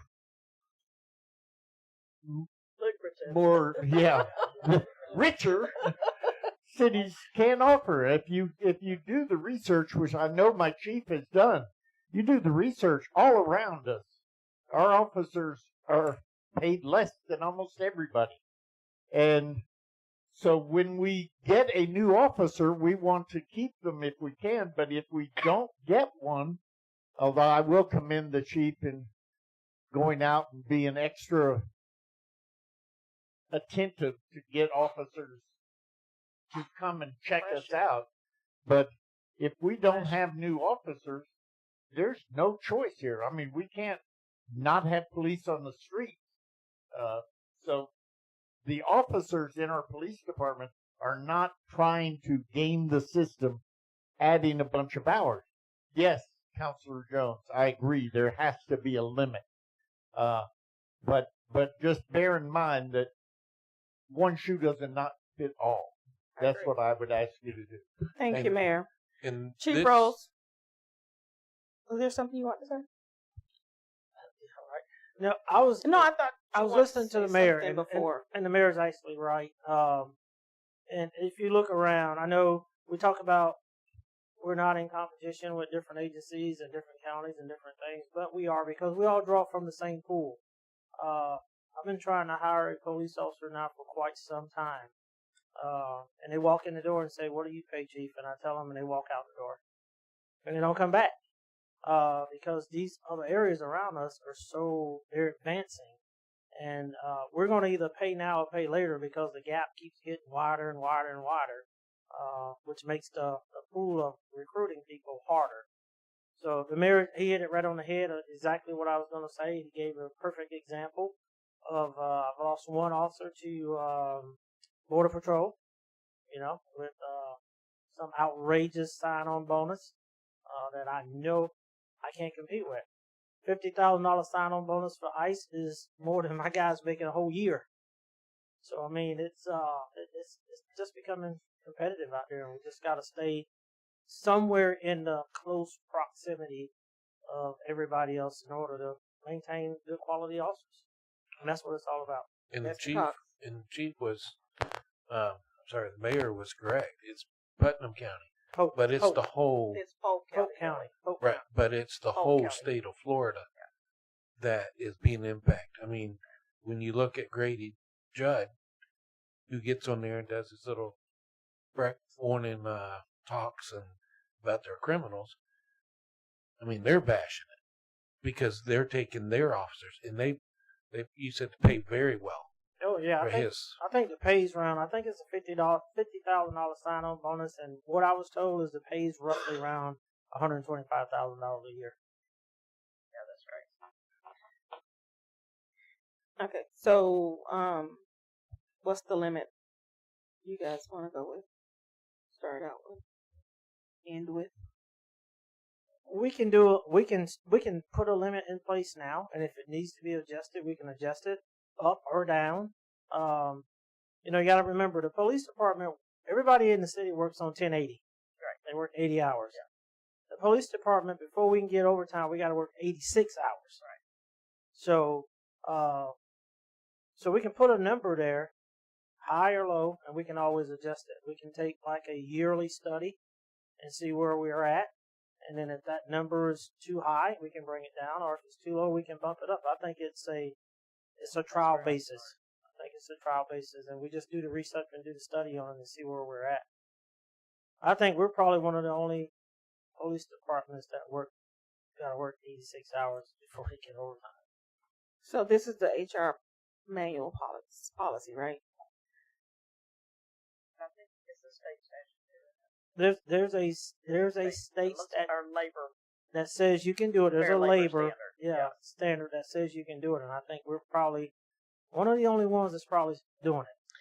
So instead of putting a line, can we just do an addendum, a page addendum, or so we can. This is in your HR the policy. event that because we don't want to keep changing the policy every other year or every year. We do change the policy a lot. I know. Since it's but what I'm saying is that's like in the positive. It's not terribly challenging to do. Right. Policies are easy to change. Just take the vote. Okay. And I would start based off that 86 hours, even times 40 or whatever, and come up with whatever that is in a year. 40 times. I'll give you a number. Let's just start off at 350, and then we can work our way down or work our way up. So how is that going to work with the system? That cap cuts you off at 288. Selena, can you answer that? Yeah.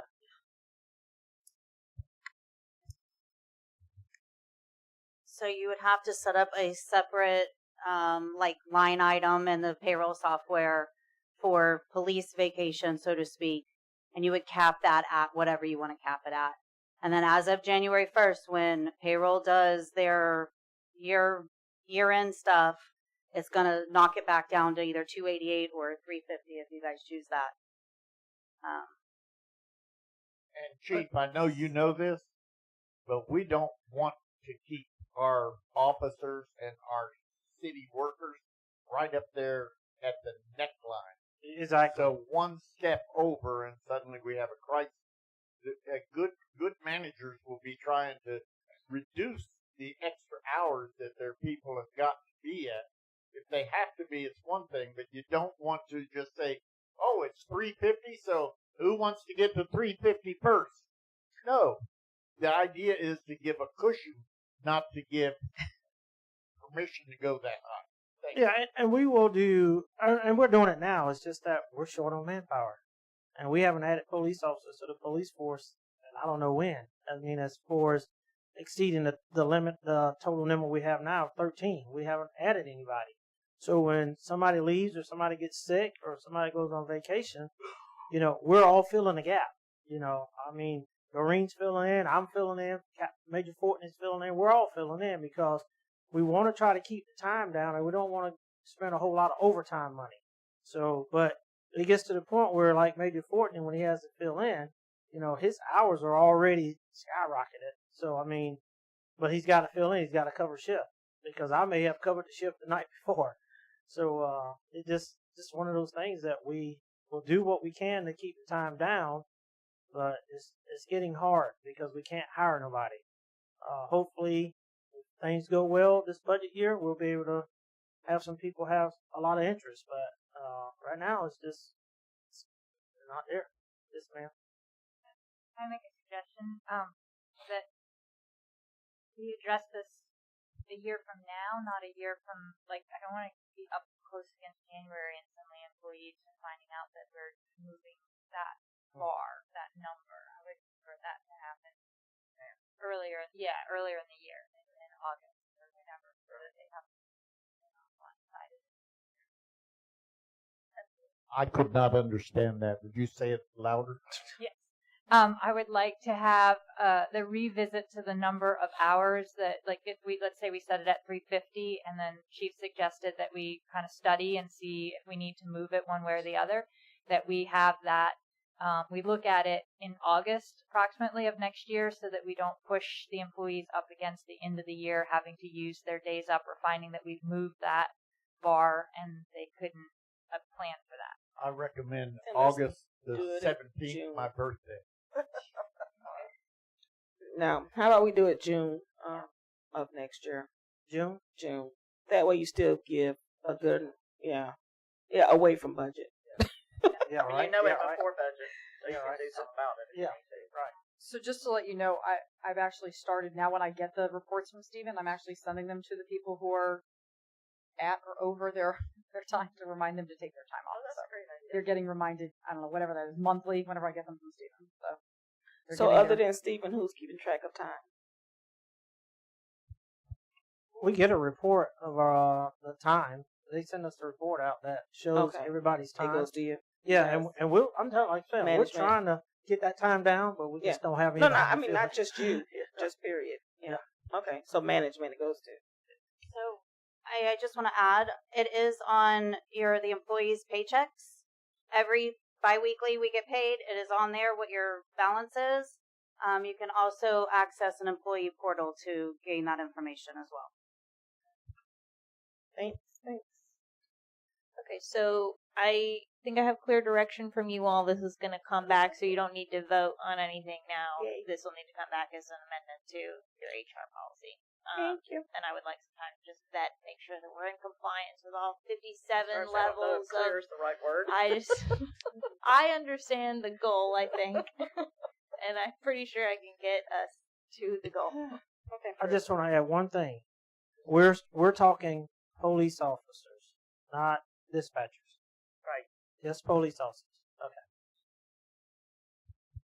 So I hate to bring this up, but what are we doing with Mr. Fortney then? In terms of his hours? He sent you an email that by the end of the year, his hours will be down. Okay. So so he didn't cash his check. We're going to allow him to keep the hours. That is what my understanding you all need to vote on, is to allow your vote to. He doesn't want the check. He wants to keep the hours. It wasn't a separate check. Can you Kiersten's talking. I'm sorry. Kiersten's talking. I think that what I'm trying to clarify is for that particular item, what we discussed at the last meeting, we were going to bring to this meeting because we wanted to make sure all the employees had notice. That is your voting item tonight to give us direction on, do you want employees to have the choice? Because we didn't make that vote at the last meeting because not all the employees had an opportunity to weigh in. So that's all I need from you is, do you want employees to have choice of check or use it by the end of the year? Or do you want them to just have to retain their checks? And if I may ask, you are talking about this year only, right? This year only.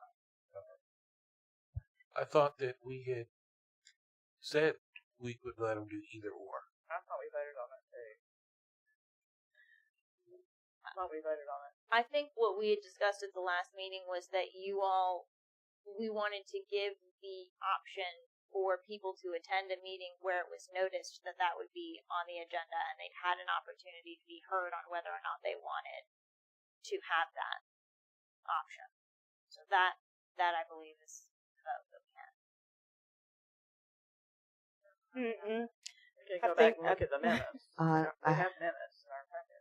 What I have is motion to amend vote to see if employees that are over the 22 allotted vacation time would like a payout or their hours, by Councilmember Martin, second by Vice President Cox. Motion carried 3-2. That's correct. But so they had a time So what frame. you voted on was to open up the option, and now your vote is: you wanted to have an opportunity to see how many people were going to want their hours, how many were going to want their checks, and now is when you say, okay, now that we've heard from everyone, which is what your vote was, to hear from everyone, come back and tell us, yes, we approve of the decisions that these people have made to keep their check or do their hours. And I asked the same question I asked a minute ago that I never quite got an answer for. Was it a separate check? Or was it in their payroll check? It was a separate check. So they need to return the check they received if he wants to do that. Yeah. But we need to make that part of the motion, I would think. Yes. That's the reason I'm asking the question. So What's going to be your yes? was it a check or was it a direct deposit? I thought it was a direct deposit, but I'm not really I don't think it was a check. I think it was direct deposit. Okay, so we would need to go back through payroll and remove the taxes and all that stuff out of his pay, correct? Yeah, just reverse. Okay.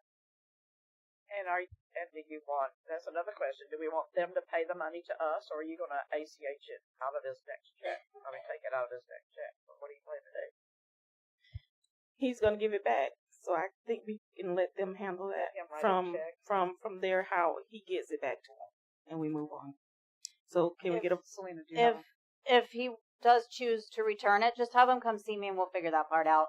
We can, more than likely, they'll void it out of the payroll system, so his taxes and stuff will be adjusted. And then usually when it's a payroll check, they'll write a check back to the city. That's what I'm thinking. That's usually what we do. Thank you. All right, we need a motion, please. I make a motion that we approve the options that the employees have chosen regarding whether they keep the check payout for their vacation hours or whether they return that money and take the vacation hours instead. Got a motion and a second. Any further discussion? Yes. I'm sorry, Meredith. Could you do that one more time, please? No. I'll make sure I get it correct. Okay. I make a motion that we approve the decisions that the employees have made regarding whether they want a check or they want a payout for their vacation days. Or maybe asked to return the money if they. And that they return the money if they have already received the check.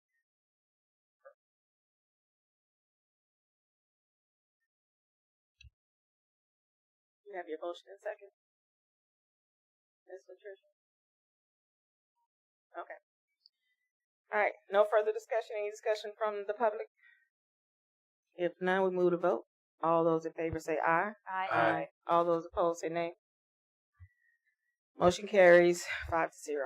Madam President, can I back up for just 1 second on a different topic before this? No, sir.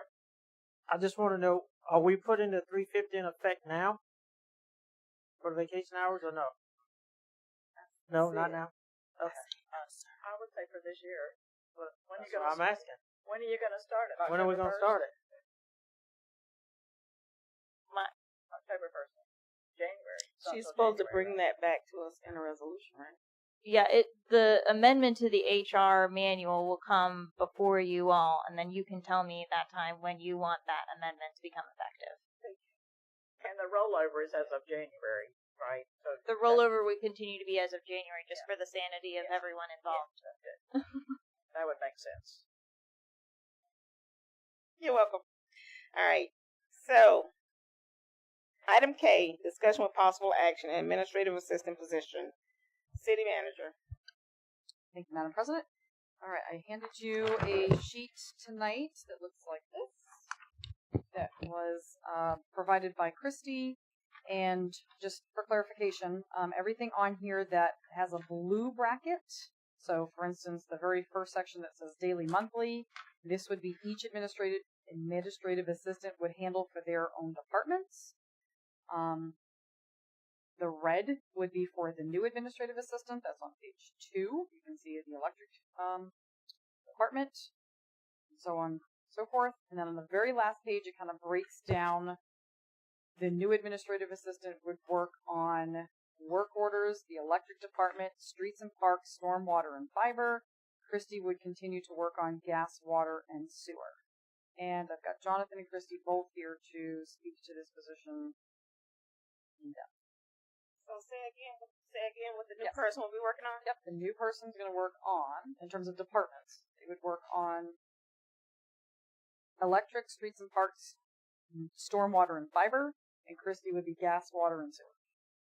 They would both handle things like timesheets, travel, locates, personnel files, that sort of thing. But basically trying to break half and half as much as possible. So the new person will take the bulk of the work. Well, I wouldn't say the bulk, but fiber, of course, is like what's unknown right now, because, of course, we haven't started fiber yet. But again, I want Christy and Jonathan to kind of speak on this a little more. Christy, right?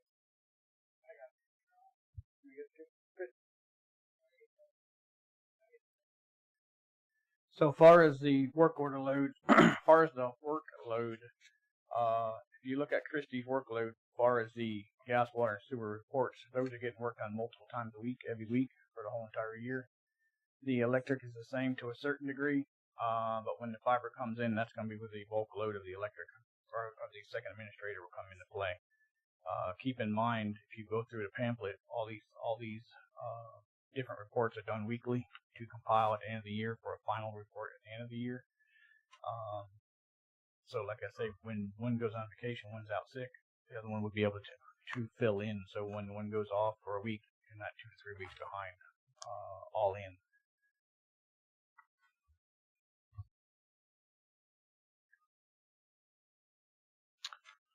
Are we open for discussion? We are open for discussion. All right. I know what I'm going to say is probably not going to be popular. But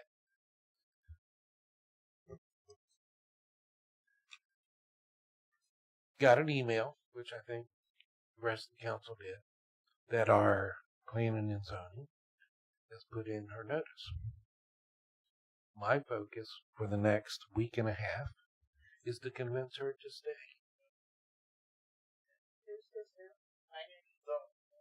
Laura. Well, it does, because this is a different position. We're going to have to, Laura, you do 8 things now? Yeah. She does a lot.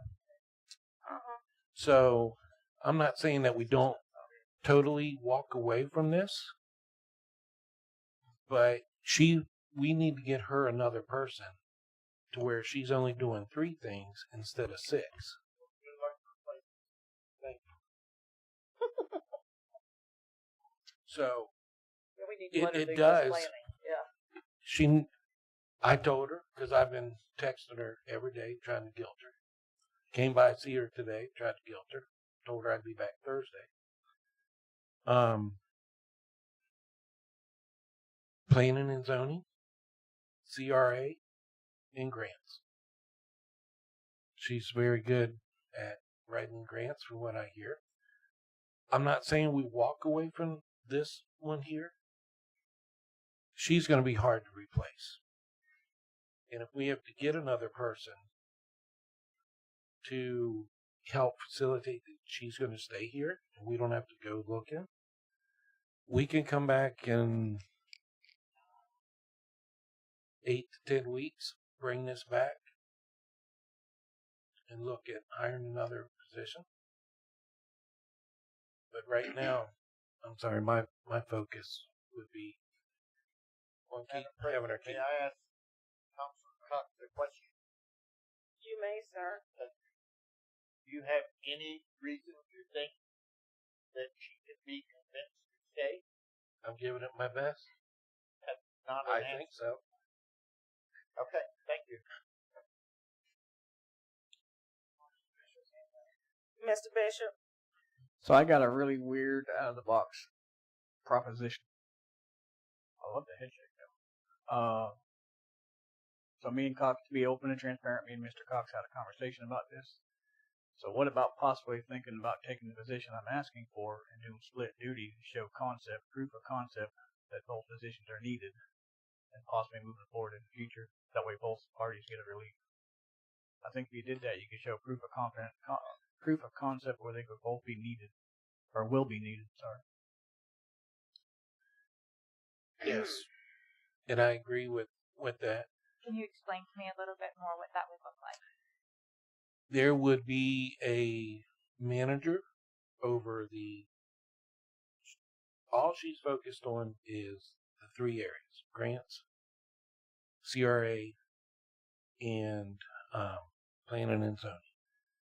She's out of the You mean planning, planning. not just planning and zoning, but planning. Those. Councilor Cox, I could not hear you. What is you said? I mean, because your assistant's doing planning and zoning, right? I mean, you're doing planning, but she's actually, I can't see you, I'm sorry. I'm sorry. Just Nikki, Oh. is the secretary for that area, right? Yes, ma'am. I'm the community development Right. director. And she does planning and zoning. Nikki's my assistant, so there's 2 people. Right. And then I also have permitting, Yep. which is BJ, and we have Safe Built. And then I also have grants. Then I also have the CRA. And then I also have the animal shelter. And I have code enforcement and animal care and control. And so I have No, we're part of it. 3 boards that I go to every month. And then these 2 meetings every month. And I'm just not, it's just a lot. So we need to get somebody to take over the animal shelter. And Laura needs to focus on what we need here.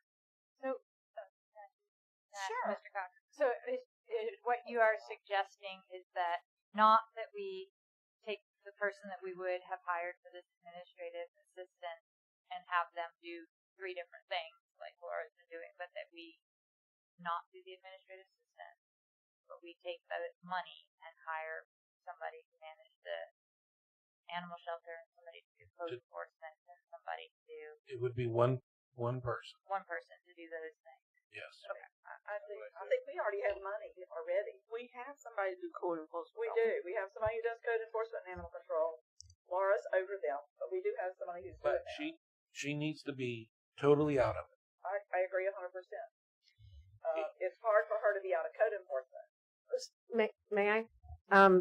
Your animal control and code enforcement officer already exists, and you're good there. Right. Your animal shelter has money in the budget for a director or manager, Yep. so you don't have to take this position away for that. Exactly. And then, so the fear that I'm going down, and Mr. Cox, I appreciate you a lot, very sweet, but the fear I'm having is that Christy's going to be in the same position that I'm in right now, because she's going to take on fiber, now she's going to take on something else, and she's telling you now she can't do it. So listen to her cry for help now before it's too late. Aaron, when would we need to have somebody Fiber's going to be kicked off. It's hard to say at this point. I can't really give you a timeline, a date. I can tell you right now we have broken our 600 pre-registrations at this point. We are counting the 250 to 450 in the RV park, which is unplanned. We're having to adjust our whole plan at this point about accruing IP addresses and such. But as soon as we're starting to put customers on, it's going to take off like wildfire. And we're going to have some help to manage the customer calls, the setting up the appointments for installations and things like that. The two guys I got, they're going to be in the field and doing installs. When about would that be? Honestly, probably we're anticipating September, end of September, October. Okay. Sorry.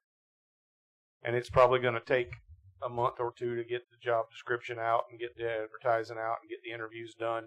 I mean, it takes time to get all that in place. So if we wait till October, November to try it, we're going to be behind the 8 ball. Okay. And let me just add that before I got this description of who was going to do what and what departments they were going to do, I was totally against this. But now that y'all have given me this and I can see what the plan actually is and who would do what when, I'm all for it. You gave me a plan and I'm happy with it. So I'm okay with it. I think the division of duties is wonderful. I think it will be very helpful to all of you. But I know that doesn't help Laura. I did. Miss Sue showed me this today when I met with her this morning. And I'm not against the other one, but my focus, we need to keep her. I know, but I think that's a totally different budgeting item. True. So then we either. So, question. So why do we split it up the way we split it up on this administrative assistant? Because it makes sense. Miss Sue, why did we split this up the way we split it up? Again, I'm going to ask Jonathan and Christy to take that. I was just the organizer. I did not put the plan together.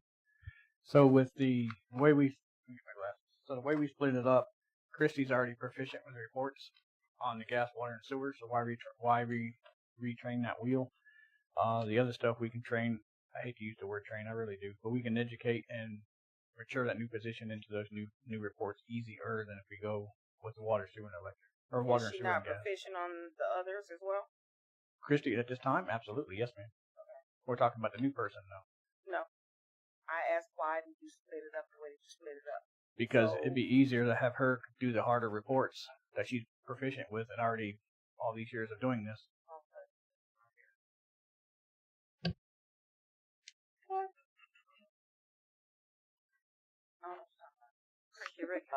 City of Williston. Yeah, we kind of spoke a little bit. So yes, the blue is you, and the red is the other person. No, ma'am. Both of them. No, ma'am. The blue is each of us. In other words, like if it's answering calls, travel, whatever, that assistant would take care of electric, streets and parks, all the divisions that are under her. So she would do their time sheets, electric, streets and parks, stormwater, fiber. She would do all of their work orders, turn on, turn offs. She would do their time sheets, their travel, their locates, their billing and invoices, and their personnel files. Whereas me, I would do gas, water, of course, boil water notices, and sewer, and I would do all of their time sheets, all of their travel, locates, billing, invoice, and personnel files. And the main reason that we split it the way we split it is because, well, one, I've already been trained. All my certifications are in gas and water. All your licensure. All your licensure is already there. Yes, exactly. So all of my licenses are already in those fields. So we thought it would be easier for the new person to learn. It's stuff that I already know, but then I can help train them to do the electric reports, and then she would take on the fiber, which I know nothing about. So that would be a whole new thing, and she could do the new thing instead of me. So why you both can't do the fiber? We will. I mean, we're going to cross-train, but I'm saying she's going to take it first. I'm going to train her on my stuff. She's going to train me on her stuff. So if she's gone, I can handle her side of the thing and my side. and if I'm gone, she can handle her side and my side. We're going to be able to coexist, in other words. So that's was just seemed to be the easiest way to do it. And of course, when you say it looks like the other person's getting the majority of the work, one thing I need to point out to you, if you look on the very front page, it says the gas report. And if you see it has, let's see, 10, 15 different, modules. Yes. Each one of those is actually a report within the yearly gas report. In other words, gas report is not just like, okay, it's one little item and that's it. The gas report is each one of these reports all compiled together. When we get our yearly your audit. It helps with the yearly audit. Yeah, when we do our yearly report and they come in and they audit us, then these are everything that are included in that one report, that one full report. See what I'm saying? So, like I said, each one of those is actually a report on its own, but then they're all compiled together to make one yearly report. Okay. So, how are your reports generated? Do you do it by hand? Is it computer generated? It's a little bit of both. And I did put a few little things in here to show, okay, like as an example, I'll go to the water report. It's called the PSAR report, okay? In order to do that, I have to speak with the fire department. I have to get what they've used for fires, add the hydrants and whatever. I have to get all their usage. Then I have to get from the the lift stations and sewer department anytime they use the jet machine and they fill that big tank up to go out and jet lines and do whatever they do, I have to get that. And then I have to get all of the water leaks that we've done for the year, and I have to go through where they filled out their reports when they go and do the leaks, and then they calculate the water, and then I have to calculate everything from what they give me to make it for the year, and then I have to compile all of that. So some of it's on computer, but a lot of it is strictly paperwork where I have to gather this and gather, from the different people, different workers. Yeah, I have to gather all that information, and then I compile the report. One of the things that I had talked to Ms. Sue about on the boiled water notices, instead of going door to door, we pay for TextMyGov. Yes, we should be utilizing that to communicate than going door to door, putting hangers up. Right. Because, we how many people did you say we had signed up? Even though they're a big part of them is probably outside of Williston. 3,000. Yeah, but probably the 90% of them are not in the city. Okay, so then we need to make just because their address was Williston, they pulled them into the system. So there's a vast majority of them are not city residents. And if I'm not mistaken, this is kind of not my purview, but I don't think TextMyGov meets our criteria legally to do a boil water notice. I would agree. I think we are required at this point to do the door hangers. Okay, can we get confirmation on that? At best we have, we've already confirmed that. Yes, sir. I can't imagine them doing the whole I don't know, but everybody doesn't use that. So I have a license in this if it matters. We are required to do boil water notices door to door at this time until we reach a certain level that's mandated or allowable by the state where we can electronically notify. And unfortunately, this time we do not have enough people. So you'd be preventing a potential health risk to people, and primarily the underserved communities. And those are the ones that I'm most concerned about, the ones that don't have access. We get fiber built, and we get our enrollment for utility bills updated, and we get people's phone numbers and their emails, and we make a campaign on that, which I'd like to do. Then at that point, we can go to the state, and the state can issue us a letter stating, you've met the requirements on our opinion with your system to electronically notify, and once they send you that letter, you have a leniency from any liability at that point. But without that letter and that finding from DEP, we would be putting the city at risk if we did not make notifications door by door. I don't want to do it either, but at this point, we don't have AMI. We can't automatically shut off their water. We don't have any kind of throttling devices on water meters like a lot of big systems have. And we can't monitor the pressure house to house. So the mandate for the law is 20 PSI. But unless you can verify on an AMI read that house maintained 20 psi, then you have to notify anyone with what you could perceive as being as part of that outage for water loss. So you guys can decide to instruct staff to do whatever you would like, but I would not recommend that because I think it's going to get yourselves into a position where there's some liability. Okay.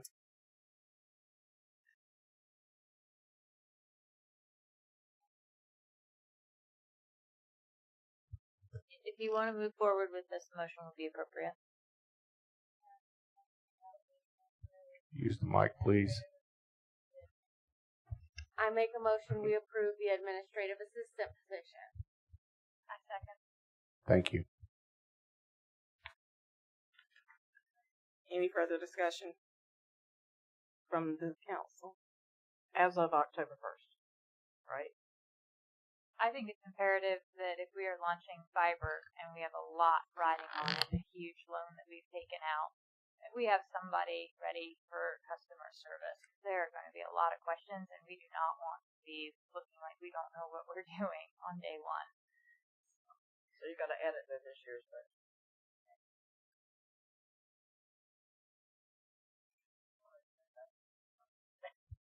I would venture to guess that with unfilled positions, the funding would be there. Correct.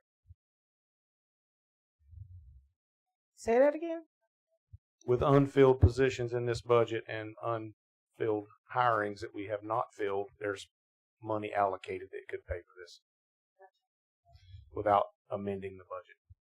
Any comment from the audience?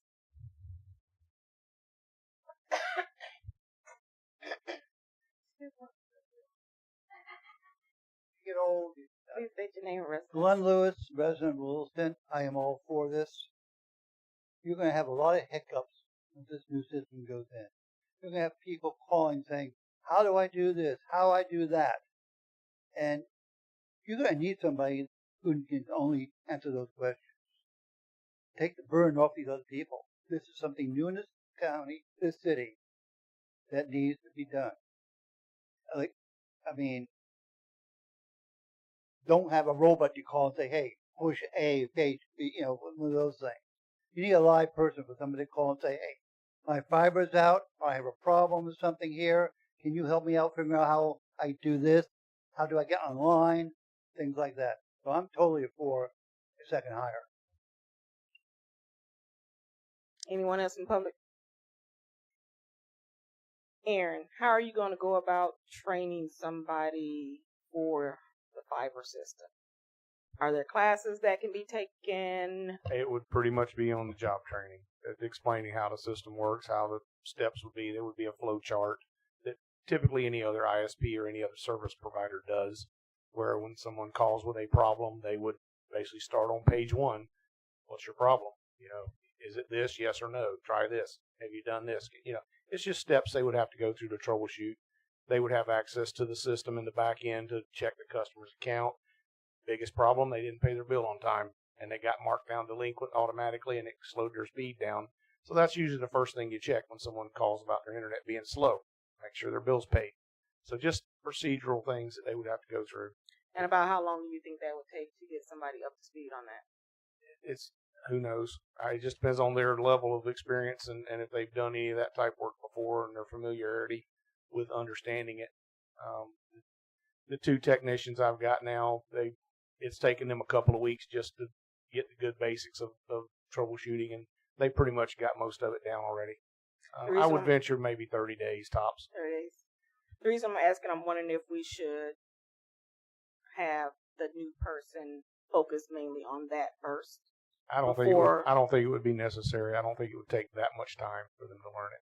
So they can focus on that first before they start diving into anything else related to. I think you can just play it and see how they need to share what they need to share, because they've got to learn her stuff too.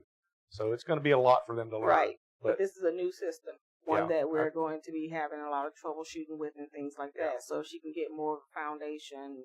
Again, it's going to depend on the person's experience level. I mean, you might hire someone that's. In the background. Well, wouldn't you rather her to know the information than to? Okay, that's what I'm talking about. You were looking at me and asking me. about my opinion. The thing is I don't have a problem. I mean, I will continue to do whatever I'm doing now if need be, but I would be trying to teach her as we go along. Right. See what I mean? In other words, just because she comes in, whether it's next week or next month, I'm not going to say, okay, here, you know what I mean, there you go. I'm not going to do that. I'm going to show her everything. And just so that you're aware, since I've started this position, I think it's been about 2.5 years now. Every year I do and it's kind of repetitive, and I get it, but you know, it just seems to make it a little easier for me.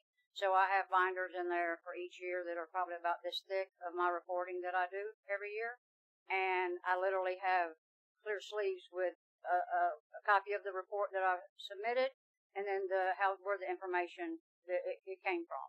You see what I mean? So she can even learn a lot just by looking through my books, because I have pretty much step by step. I have them all labeled as to what reports they are, and I would pull out and mainly, you know, let her focus on the electric side, because that's going to be most of her reports. I mean, other than that, it would be to deal with, you know, fiber and all that clientele and their bills and all that, because we've already started paying bills for the loan, just so you know. We've already been processing, you know, stuff that they've already been doing, and supplies that we've already been receiving. So I've already been doing that right now as we speak. And she would take over all of that. Yes. So the reason I was asking questions because the stuff she's going to get from her is going to be a lot more detailed and a lot more stuff versus yours. If she goes ahead and get that in the beginning, get it down 2-3 weeks, a month, whatever it is, then she can focus, still have that in the background. I don't think it'll be a problem. She can focus on that first. It's whatever they want to. I mean, but again, it's going to depend on the person's skill level and who they are. Yeah. Let her do it. Okay. Well, I gave you a thought. Anything else for anybody? All right. I guess we need to know.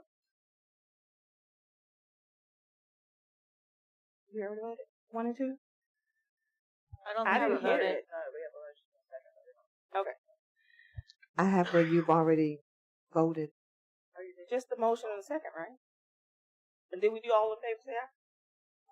I didn't think Let's so. just do it again, just in case. Okay, because I didn't think so. All right. All those in favor, say aye. Aye. All those opposed, say nay. We have 4-1. Motion passes. All right. Public participation. This is your second opportunity to come before us. Please state your name and where you're from. And you have your pencils and papers ready. I have a list. First of all, when we have events here on the park, we need to have some type of signage for traffic control. We have these signs to light up, say, you know, buckle up and all this, and something says, watch pedestrians, speed limit being enforced or something like that. So you got people crossing the street from that parking lot that somebody else was talking about. it's off now. Huh? You have people crossing the street there and stuff, and you can have people coming barreling down Main Street. They're not going to be watching for kids crossing and stuff. You need to have some type of signage saying, you know, event in progress, speed limit is such and such, and it's enforced. This is for the safety of the public. They go and they sneak, you know, you can see, you know, jaywalking over this stuff all the time. You need some type of signage on both sides saying there's an event happening and there's a speed limit. Another thing is golf cart crossings. We have it now where you go so far with a golf cart, but if you want to go from part A to point B, which happens to be across Main Street, like Walgreens and stuff, you can't take a golf cart over there. I mean, you can go up to, you know, Hitchcock and use it all right, but if you need to go get to the bank or anything else on the other side of Main Street, you can't go. You need some type of crossing for that. DOT. Well, then get after them, please.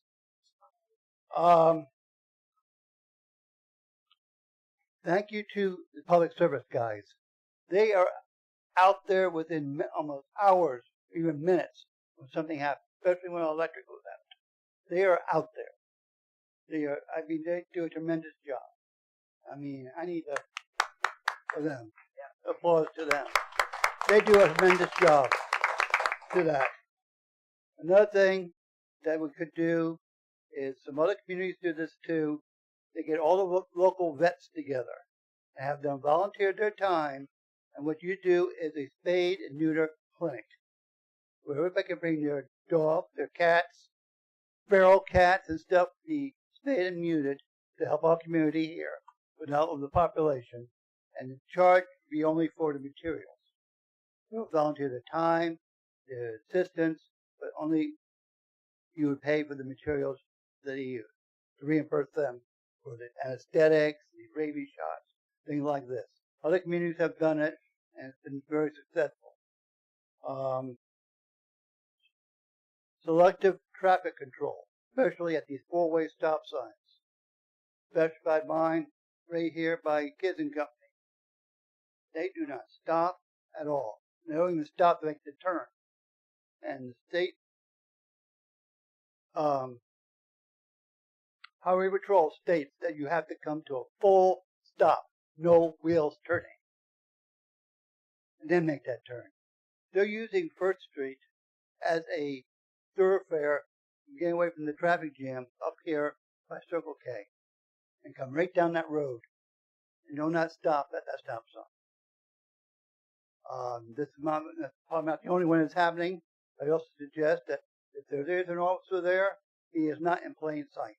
The reason for that is, it's like a classroom. The teacher's there, the kids are nice little kids. As soon as the teacher leaves, all heck breaks out. So that's something that I suggest too. That the vehicle, use the unmarked vehicle. I used to call them black beauties, because they're nice trucks. But have them so they can't see them. They fly through it. And I'm worried about, you have the church there, you got Kiersten Company there and stuff. I'm worried about that. Have an accident go right into the playground. My time's winding up. Thank you very much, and you all have a good evening. Thank you. Anyone else?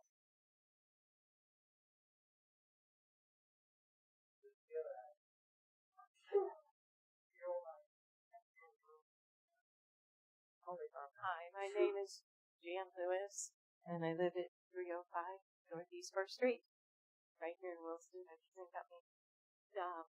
What I had mentioned earlier about that parking lot area, with the traffic flow and all the functions and everything, I know it's not your department, it's the Department of Transportation.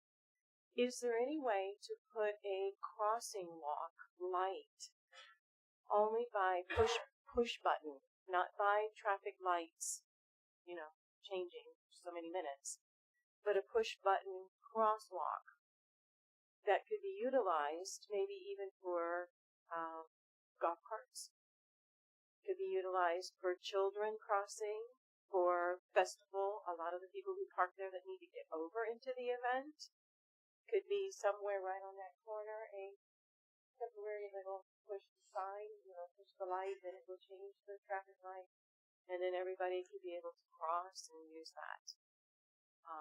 That's just a suggestion that I have. Thank you. Anyone else?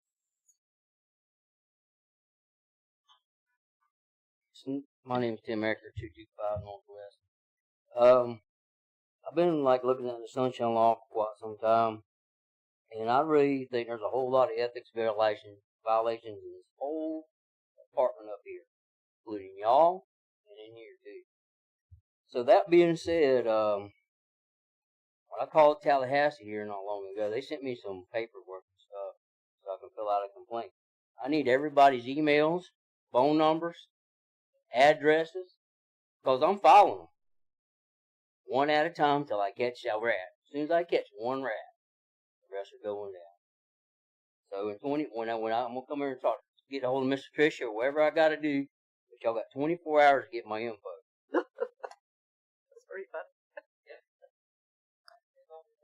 Thank you.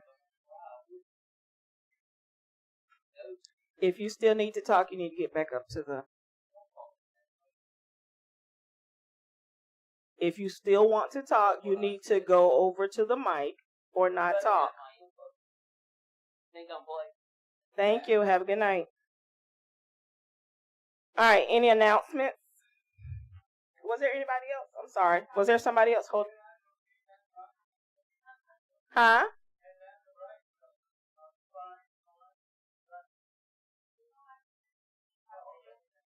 Yes, ma'am. I just have one more concern. The house that next to me, the Herman Munden, Cowboy Munden, the house was sold a while back. But ever since the house was sold, the weeds are taller than the house. I mean, whoever bought the house, they're not maintaining the yard, they're not keeping the weeds are just taller than the house. And I think that could be like a safety thing for, rats and snakes and I don't feel safe. I mean, I look out, I don't see anything but a bunch of tall bushes. Okay, I would just like for someone to find out why the people that bought it aren't at least mowing and maintaining it. In the city limits, right? Yes, in the city limits. If you can give Miss Laura that address. I would have to call the address. It's just right next door to my house. I don't really know. I know where you live, so I'll go next door. Okay. And the city workers, they do a great job. Thank you. Thank you. Robert Langen, 500 Northwest 5th Avenue here in Williston. I don't know, Laura and I talk constantly, and I've talked to Debra and I had a conversation a couple weeks ago, and Kiersten, when are y'all going to put your foot down on these damn street lights in Country Lanes Estates? They're not there. Y'all have got the bond. Call the damn bond and hire somebody to put them in. Halloween's coming up again, and that place is pitch black. It's dangerous. I remind you that when somebody gets hit or hurt. I mean, it is absolutely atrocious that we're this long. And I know there's been my understanding is there's been a letter sent. I've got our HOA director down in Artemis. We've just got a proposal for a new attorney, and I'm pursuing it with that attorney. But ultimately, you all are the ones that are going to have to put your foot down, or else just give up on it and forget about it. I mean, this is almost lack of due diligence on your all's part to not enforce this. Now, I don't know. I know a lot of you, some of you may not have been here when the agreements were signed and everything. There may not be a damn date on it, but at some point, you've got to take it as a safety hazard to do something with it. Thank you. Thank you. Anyone else?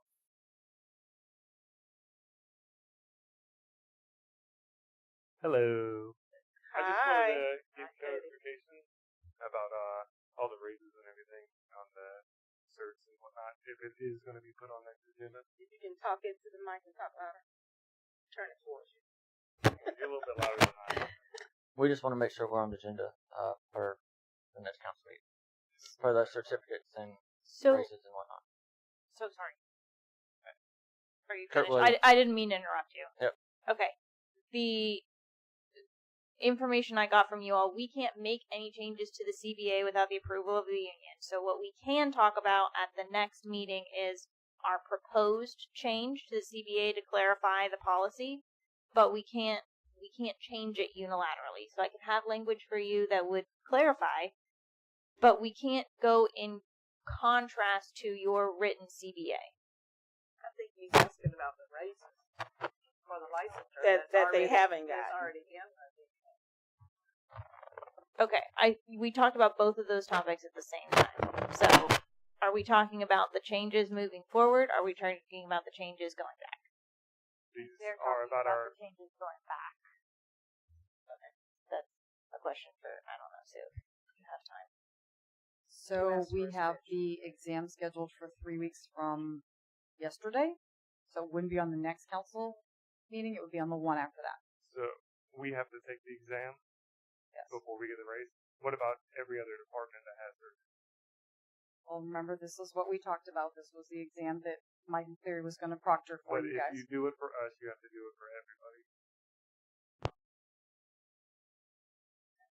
And again, this was what we worked out with Mike McCleary. I've been talking to Jonathan and Mike about this. Several members of the council know about this. I mean, this was the decision that we decided on in order to make sure that the raise going forward was going to take effect. And I actually had that put into the budget, the revised budget from Stephen today, what we talked about for both of you. What we need to talk about is, with the council, was going back to the 2023 EAFs that were not done. That's going to be on the council agenda, yes. Do you have certifications now? Yes. But they want you to take a test? Yes. And they've already taken it. They've already done it. Why are they taking a test for a test they've already taken it and passed? This is going to be a long story, so I apologize, but there were questions about the manner in which the certifications or licenses were obtained and the short time frame in between some of these exams and modules and whatnot. So they finished them a little quicker than expected. But I believe we explained all that. Correct. And I think you said some people, depending on who they are, and they finish quicker than some, and some may take a little bit longer. Correct. So why are we having them retake a test that they've already taken for the same certification? To make sure that they know everything that they... Did they pass the certification? Yes. Then why are we making them take another certification? And they're doing it every day of the week. That makes no sense whatsoever. I have something else to say. Did they get the certification from TBPBA? Do you have an issue with the location that's giving out certifications? No, not at all. So if you have no issues with that location, why are we making people who've already passed the test take a test again? This was a conversation between myself, the HR director, Mike McCleary. We've been trying to come up with some sort of a resolution because this was something that has been handed to us that has been ongoing for years. So this was but we're talking about this specific test. Correct. This was our way to try to move forward with making sure that we could give them. So why have them go to a school and get classes, take classes, get certified, and then are supposed to get $1 raise or whatever it may be, but then we don't trust the school that we send them to, and then we want to make a test for them to take? That doesn't seem right or fair. That makes no sense. There was a concern from TVPPA when we spoke to them about how quick these modules were taken. But they took a test. They took the test, and and passed. TBCB, whatever the name is, TBPPA, correct. Even though they may have been concerned, they still gave them a certification. Not understanding how quickly they were fast-tracked, yes. And is there a law against how fast it's taken? It's not a law. It's just. Is there a? I'm just asking. I'm trying to understand because to me it makes no sense. And let me say, in talking to Kurt and Cody, they have a very good explanation of why it was faster than it would have, and it was still months. It wasn't like it was days or weeks. It was because they do this every day. They were doing it without the licenses because, right, not so much without the licenses, but not without these particular licenses, because Mike is the person who signs off of them as that master person that Donald was talking about earlier.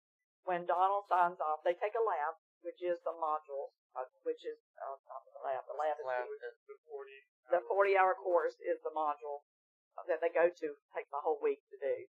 But then they come home and they do the actual lab that is observed by their supervisor and signed off by their supervisor. You do the module when you come back. Well, because they've been doing that for years, and Mike has observed them doing it every day, he didn't have to observe them doing it for 2 or 3 months. Did he sign off on it? He did. So 2 years ago. What's the issue? I'm still wondering what the problem is. they're looking for their money. Right, but I'm talking about the test right now. I can tell you, I'm talking about the test. That makes no sense. We thought about going to Mike McCleary. I can't say that name. Because we were trying to do a resolution, but the real only reason was to make administration feel better. I feel fine about it because I've looked at all of their certifications. And I have too. And I've looked at their signatures by their department heads, by their supervisors, by their city managers. They're signed by the city manager at the time. Right. And they were never scanned into the payroll company to give them their due. Yeah.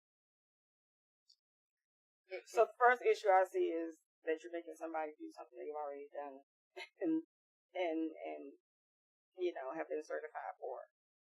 The second thing is we're not paying them for the certification that they got. But we did pay for the Sorry for the to training interrupt you guys, but did you have something else? Kurt did. What y'all were saying earlier was TVPBA was one of the hardest classes to take, but yet we're gonna give another test after that, which is, I don't know, that just seems crazy. It's already hard enough. Why make it even harder for us? Still take 6 months of it. The specific instance was we weren't made aware of the modules online until myself and another employee had started lab 1, or first one. We learned there that we had online courses that we had to take, which is when Kirk was playing catch up and did his lab, his module 1, and then a couple of days later he did module 2, and then from that point on we understood and went throughout the apprenticeship and appropriate. That is the backstory of not having information and then playing catch up into the future.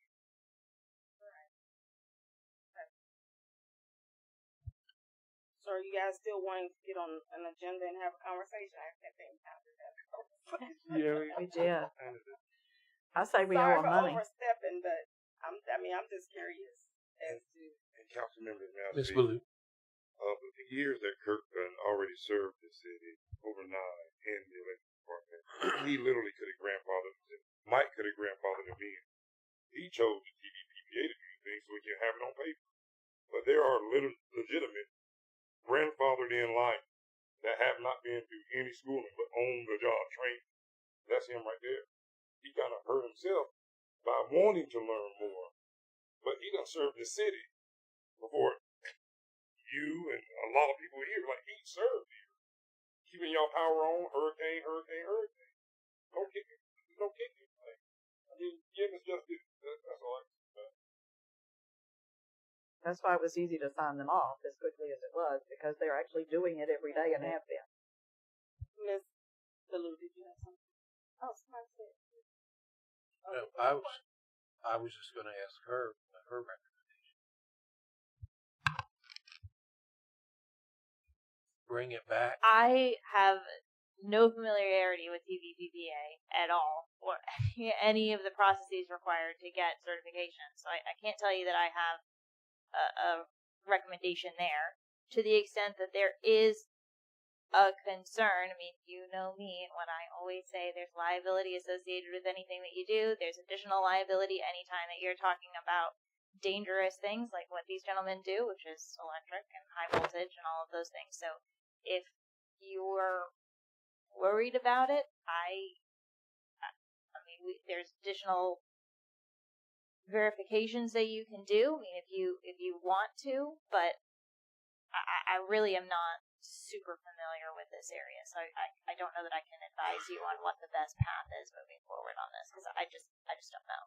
I would say Kurt and Cody are absolutely correct in saying no other employee take a test, go out and take the course, get their certification or their licensure, and come home and take another test. Is it appropriate or not? Yeah. And again, the reason we were planning on doing this was because we wanted to give you solid evidence that they knew what they were supposed to know. Again, for safety purposes, this is all about liability, so that when you were deciding on whether or not to go back and pay them back to 2023, that you had this information. If you feel comfortable you can make that decision without it, we don't have to do that.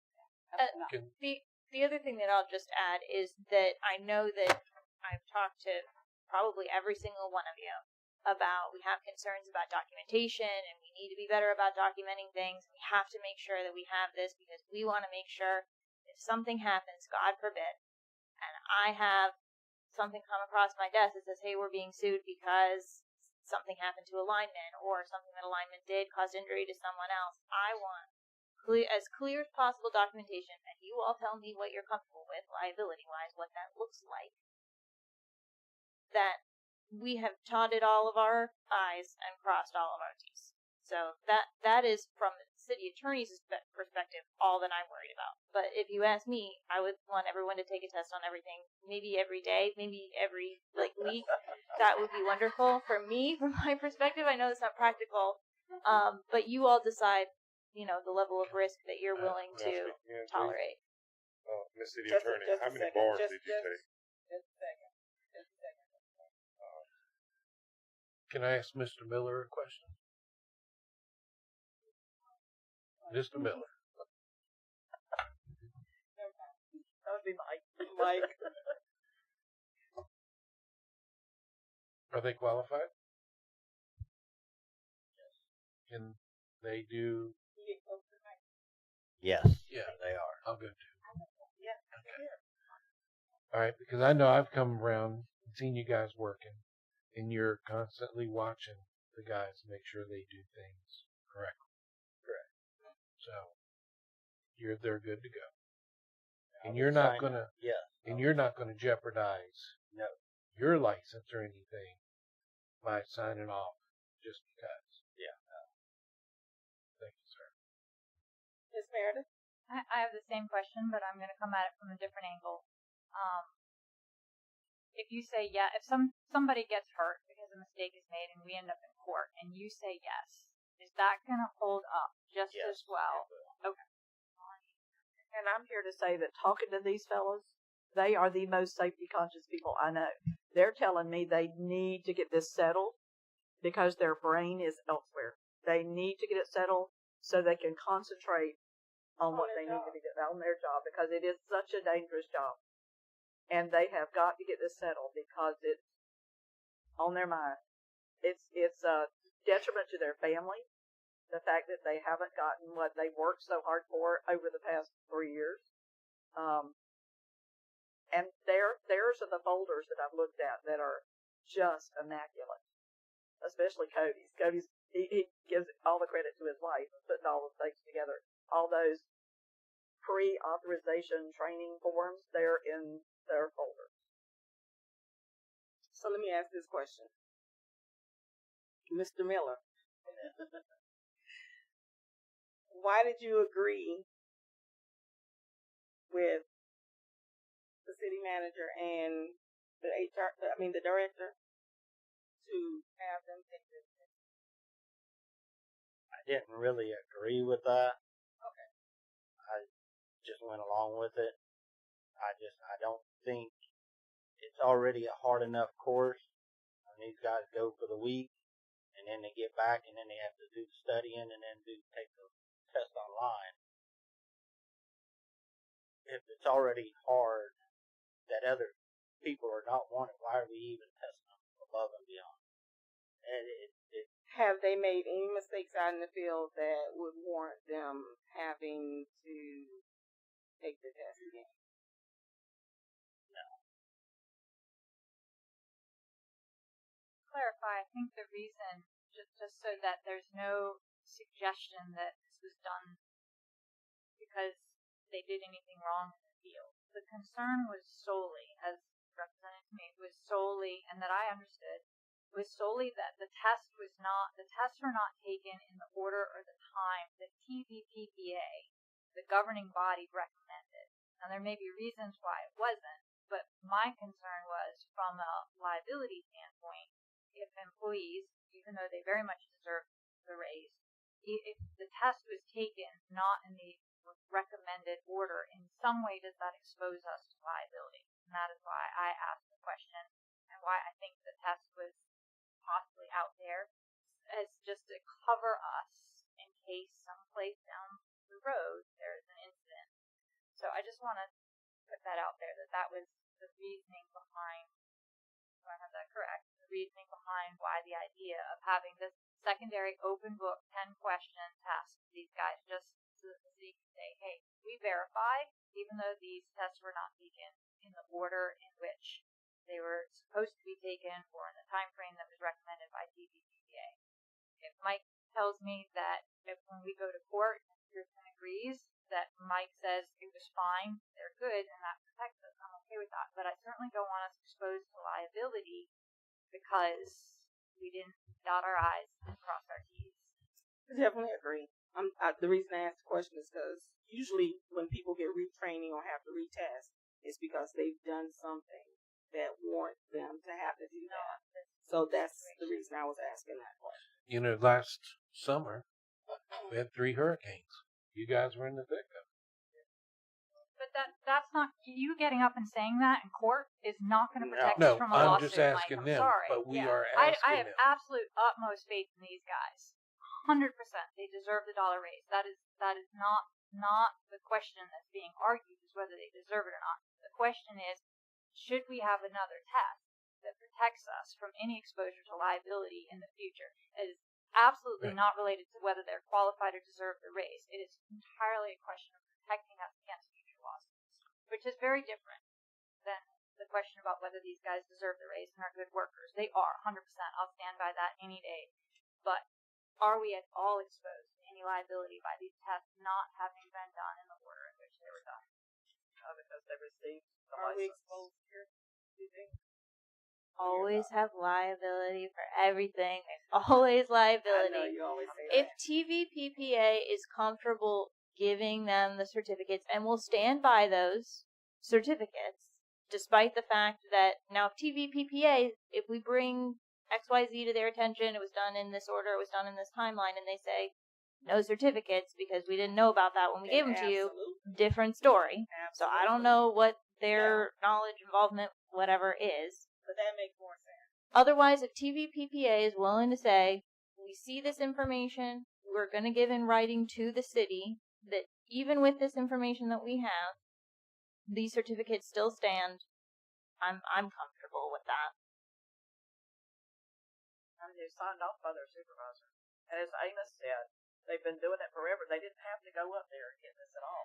They were already working for us. Sure, I again, to Meredith's point, I'm not making the point that anyone is not qualified or can't do X, Y, and Z. If the question that you're posing to me is how do we reduce our liability as much as possible, my answer to you is if TVPPA knows what we have discussed here about timelines and order and that kind of thing, and they say we stand by these certificates, these are still valid, then that protects us as much as I think anything we can do would protect us. And I think the order was fine. I don't think there's anything to do with the order. It took one out of order. And on top of that, years of service, if you was brought into a lawsuit, your years of service does account. And anything over 4.5 years, you are already considered a lineman in that 9 years. So there's that. And to be clear, that's what Mike McCleary said when we talked about the fact that they were fast-tracked. They did this 4-year program in 2 years. Mike said, well, in Kurt's case, you know, he's been here for the time of the 7 years before you actually started TVPPA, and he did explain that. Again, TVPPA had concerns. Let me be clear. They had concerns. That's the reason we went to Mike McCleary, and that's the reason we came up with this. But again, their raises, Kurt's $8 an hour, Cody's $6 an hour, is in the budget. You will see that in the revised budget. Again, this was just for me when I gave this to you guys to decide if you wanted to go back and pay them. And we're talking tens of thousands of dollars that I was going to have an additional layer of, you know, okay, they passed this exam. And again, this was open book. Mike was the one that came up with these questions. This had nothing to do with me or Kim. This was just a suggestion that he said because we wanted to make sure that, again, all of our T's were, you know, crossed and our I's were dotted. But if you don't want us to do the exam, we don't have to. We can put it on the next agenda for the back pay back to 2023. So, but with the concerns they had, were they willing to take their certificates away? They did not do that. So they had concerns, but they weren't concerned enough to take away their certificates. Correct. Yes. Correct. And it's not solely just us taking the test. We could easily pass it, I'm sure. It's applying it to everyone who has a certificate all across the board, everywhere within the city, and not just solely focusing and targeting the electric department. Yeah, I think from our discussions, the concern was that TVPPA had concerns. Please know that if there are other concerns from other agencies giving certificates, we want to hear about them, and I want to reach out, because we do need to make sure that all of our I's are dotted and T's are crossed across the board. I thought it was just that the city was concerned, not TVPPA was concerned with how we did it. I think what was just said was that TVPPA had concerns. So if that's the case with any others, then... So did they insinuate anything right about their concerns? No, this was a discussion. There was nothing in writing. And how long had they been out of the course from taking it? Did they bring this to our attention? First one was in 23, and I think the equipment that I saw was 24, maybe 25. Jonathan, Early 25. can we hear from Jonathan? Yes, ma'am. So I'm waiting from Caitlin Foster, who's second over the training for TVPPA, to clarify the language that me and Miss Sue have been talking about. And I should have gotten it today, but I'm hoping to get it tomorrow. Who is this? Caitlin Foster, she's second over the training for TVPPA. I hate that acronym. Yeah. That one. Anyways, I was supposed to receive an email today explaining good or bad, which over the phone we all think it's going to be good, but I should have gotten it today, so I'm hoping to get it tomorrow. That'll clarify 99% of this up. Okay. Can we see that as well? As soon as I get it, yes, ma'am. Thank you, sir. Yes, ma'am. So in this whole conversation with TVPPA, when I talked to them to get their because I was putting together a spreadsheet to get their start dates and their end dates, somebody had it done. One of the online modules, not the in-house modules, somebody had it done in like 3 days, and the comments were, "Oh, well, that was extremely fast, faster than I have ever seen," and that caused concerns. So I brought it up when I made this spreadsheet of the enrollment dates to the end dates, and I brought it up. I brought it up to Sue. We talked to TVPPA further about it, and then we talked to Mike McCleary. That's where the concerns came from, was one of the modules was done in 3 days. Is there proof of it? Because we go to classes, and they take them each and every month. Yes, all throughout 3, 4, 5 of these classes. Each and every one does it differently. A month, a week, they do it at their own pace. Yeah, she sent me your enrollment dates, and I put together a spreadsheet based on the certification. So the date the certificate was issued, it was within 3 days. And she also stated that she had concerns in her email. No, she didn't email. This was a phone conversation. Okay. So that was the only thing that raised concerns. That's why I brought it to Sue's attention. We're going to stop now. You can put them on the agenda for the next agenda, because this is going to be a conversation. You guys are okay with us putting on the agenda for our next agenda? Yes, ma'am. We thank you for your time. Thank you.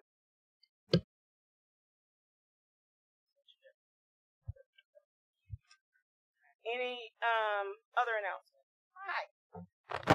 My name is Stephanie Richardson. My address is 447 Northwest 2nd Ave. I'm the home that touches John Henry Park. I am seeking some clarification because I feel like my electric bill has increased, even though some of my usages have changed, and there's been fees that have been added, and I just have a few questions, and I don't know if you can address them or if you could just seek for clarification from the individuals that are in charge of these things. First of all, what changes or fees have been added? Is that what's causing the electric bills to go up? If there's reductions in usage, why aren't we seeing that in our bill? And then, how are the residents expected to keep up with this? I mean, I was here a couple years ago, I think, asking these same questions, and the bills have continued to go up. My bill this month is $800, and I wasn't home for a week. So, I understand stuff's expensive, but we have little nitpicky fees that are showing up. We have a $24 credit card fee just to pay your bill online. It saves you time, energy. You don't have to pay people to take fees in office. I feel like it's getting nickeled and dimed, and it's not fair, you know? Like I said, I know things are expensive. Milk's $5 a gallon, you know, but this is getting to be unreasonable. And I know everyone is aware, you know, the word of mouth's on Facebook. I'm not alone. Like, and what concerns me is our community is growing. People come here for that small town feel and reasonable cost of living and all of these things, and we have people moving in. I've seen people list their homes now because they don't want to live here because of the elevated cost to live here. And I don't know how that's going to support the growth of our community if you can't afford to live here. And I think I mentioned it a couple years ago. This community is referred to as a Title I community. When it comes to academics, that means the majority of the community is low income. So if my home is a moderately income family and we're struggling, how is the rest of the community able to keep up with this? And I know you don't have to answer me, but a polite response would be appreciated.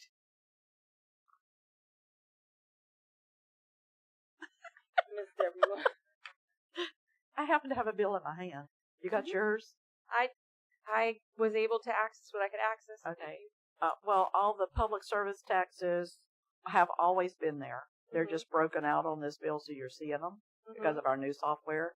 They are something that is charged to us, not something necessarily we're charging it. We pay it to someone else.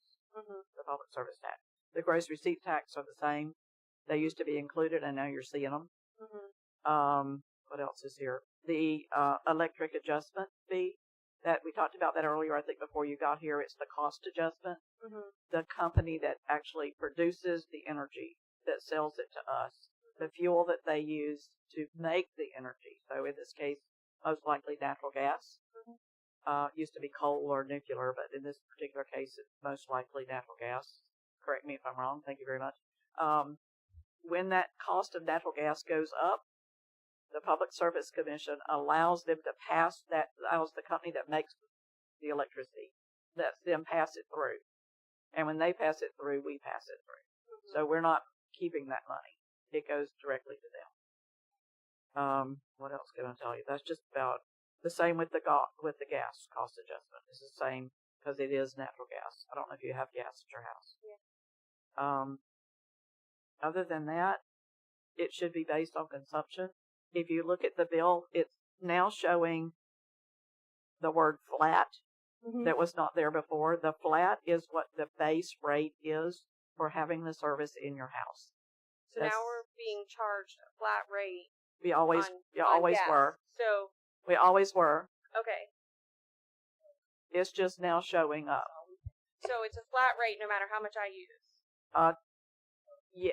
In order to have water in your house, in order to have water service at your house, you're charged $20.46. Okay. The rest of what you're charged is the next column actually, that says usage. And it gets added to the base rate. So the $20.46 is charged to everybody, every residence, just for having the water service.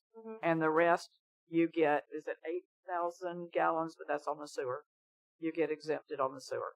If you look at the sewer, that's where the big chunk is. So the residential sewer, just for having the sewer service, is $60.75 to every household. And then it's, in this case, I'm looking at my bill, I didn't use any more because we exempt the first 8,000 gallons of water. So since you didn't use 5,000, then you lowered it. Since you didn't use any extra or more from the previous month, did your bill go down? Of the sewer or the water? Your usage in one of those. I don't know because I haven't. So for my bill, if it went down, it should have gone down.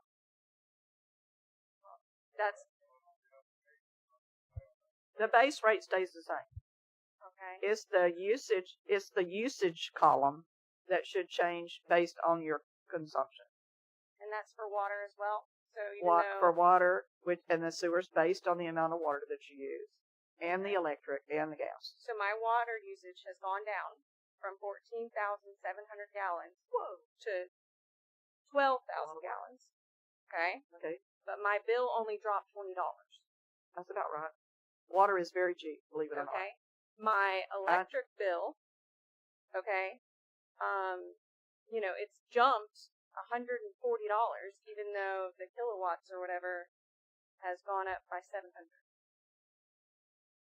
So, I mean, y'all correct me if I'm wrong, but the electricity has not gone up. No. The electric rates, the cost rates, adjustment yeah, has. but no actual rate has changed since October of last year. That's right, for the electric. Right. The rate has stayed the same. The cost adjustment did go up a little bit, but that's, again, is a pass-through from what we get. No additional fees or anything that has been added. No. Yeah, the base was always there. It's just in the old software, and I can show you. If you come meet with me, I will show you on a spreadsheet with it all broke out. Yeah. And I'll pull one of your bills from the old software, and I will show you on your water line where you had your water charge, if the base fee was in there plus your consumption. And it was always in there. In the new software, it just breaks everything out. Yeah. It's very transparent, where the fees and stuff were kind of combined in the old one. I appreciate. And if anybody wants to come meet with me, they're more than welcome to come I know in it doesn't and ask help. customer service. I mean, oh, it doesn't help. And I can tell you, all my neighbors are saying the same thing. A lot of Yeah, I know the electric, everybody's consumption in a whole is just increased just because of how hot it's been. It has. So unfortunately, everybody's has gone up just because of consumption. Well, I appreciate your time. Okay, thank you. So y'all know this is an announcement, not I'm just going to be quick. Participation time. That was a little while ago. Participation time? Yes, I did. No, you didn't.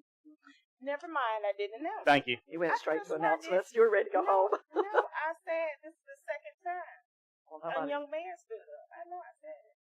Go ahead. I'll take you up on. I have some questions about my bill as well, my electric bill, utility bill.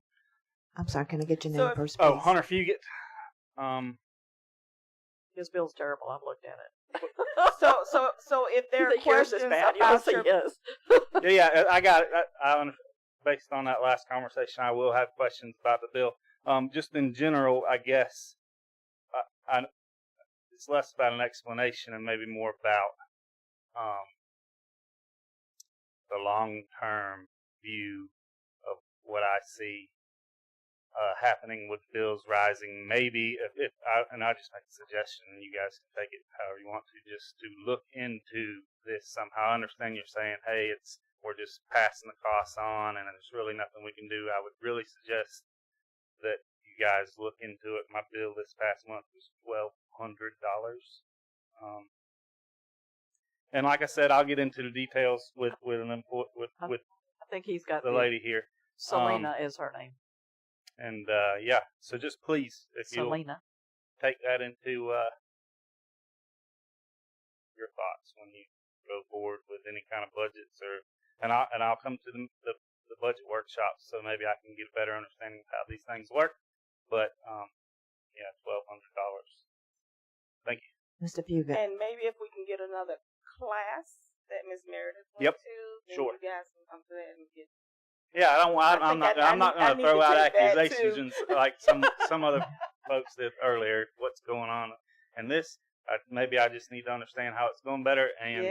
But still, it's a lot. Even if it is that way, 1,200 and 800, and it's a lot of these numbers I've seen are. Mr. Yes, Beaudet, ma'am. What was your suggestion? Look at reducing the cost of utilities. Yeah, I don't know. I mean, like I said, I don't really understand, how much money is actually being brought in, and if it's just covering the cost of operating the utilities, or if some of that money is being passed on to the general budget. I don't know any of that stuff, so obviously I need to learn those things to understand that better. But you guys do, so if you'll look into that, if there's any way for utilities to temporarily, permanently be reduced during the high times of the year, then that's what I would like. Thank you. Anybody else?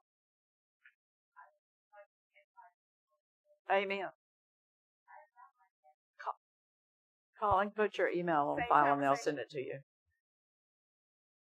Tammy Lewis. I know I'm short. Sorry. So I'm kind of piggybacking off of them. Mine is more of a suggestion. I came because I thought this was going to tell us about the budget because I know it was an audit. I did not realize, or maybe I don't know. I tried to get the budget from 23. I think that's the last one that's on the city website. I didn't see it for 24 or 25. I don't know how much you guys pay for electric. I don't know how much you make off of electric. But is there possibly, like, Bronson gets it from somewhere else, but they still have City of Bronson. Chiefland gets it from somewhere else, but they still have City of Chiefland. So why does Williston have to have City of Williston utilities? It seems like you guys only have 6% in your budget and you need 25%. Maybe give up utilities because there's a lot of money in there. I mean, I don't know how much you're making off of it. We wouldn't have any money at all if we gave up utilities, I can tell you. Well, I mean, that's what I'm saying. I don't know how much you're making off of it because I can't read your budget. I don't know exactly what's coming in off of it, but I did read how much everybody gets paid off of all of this stuff.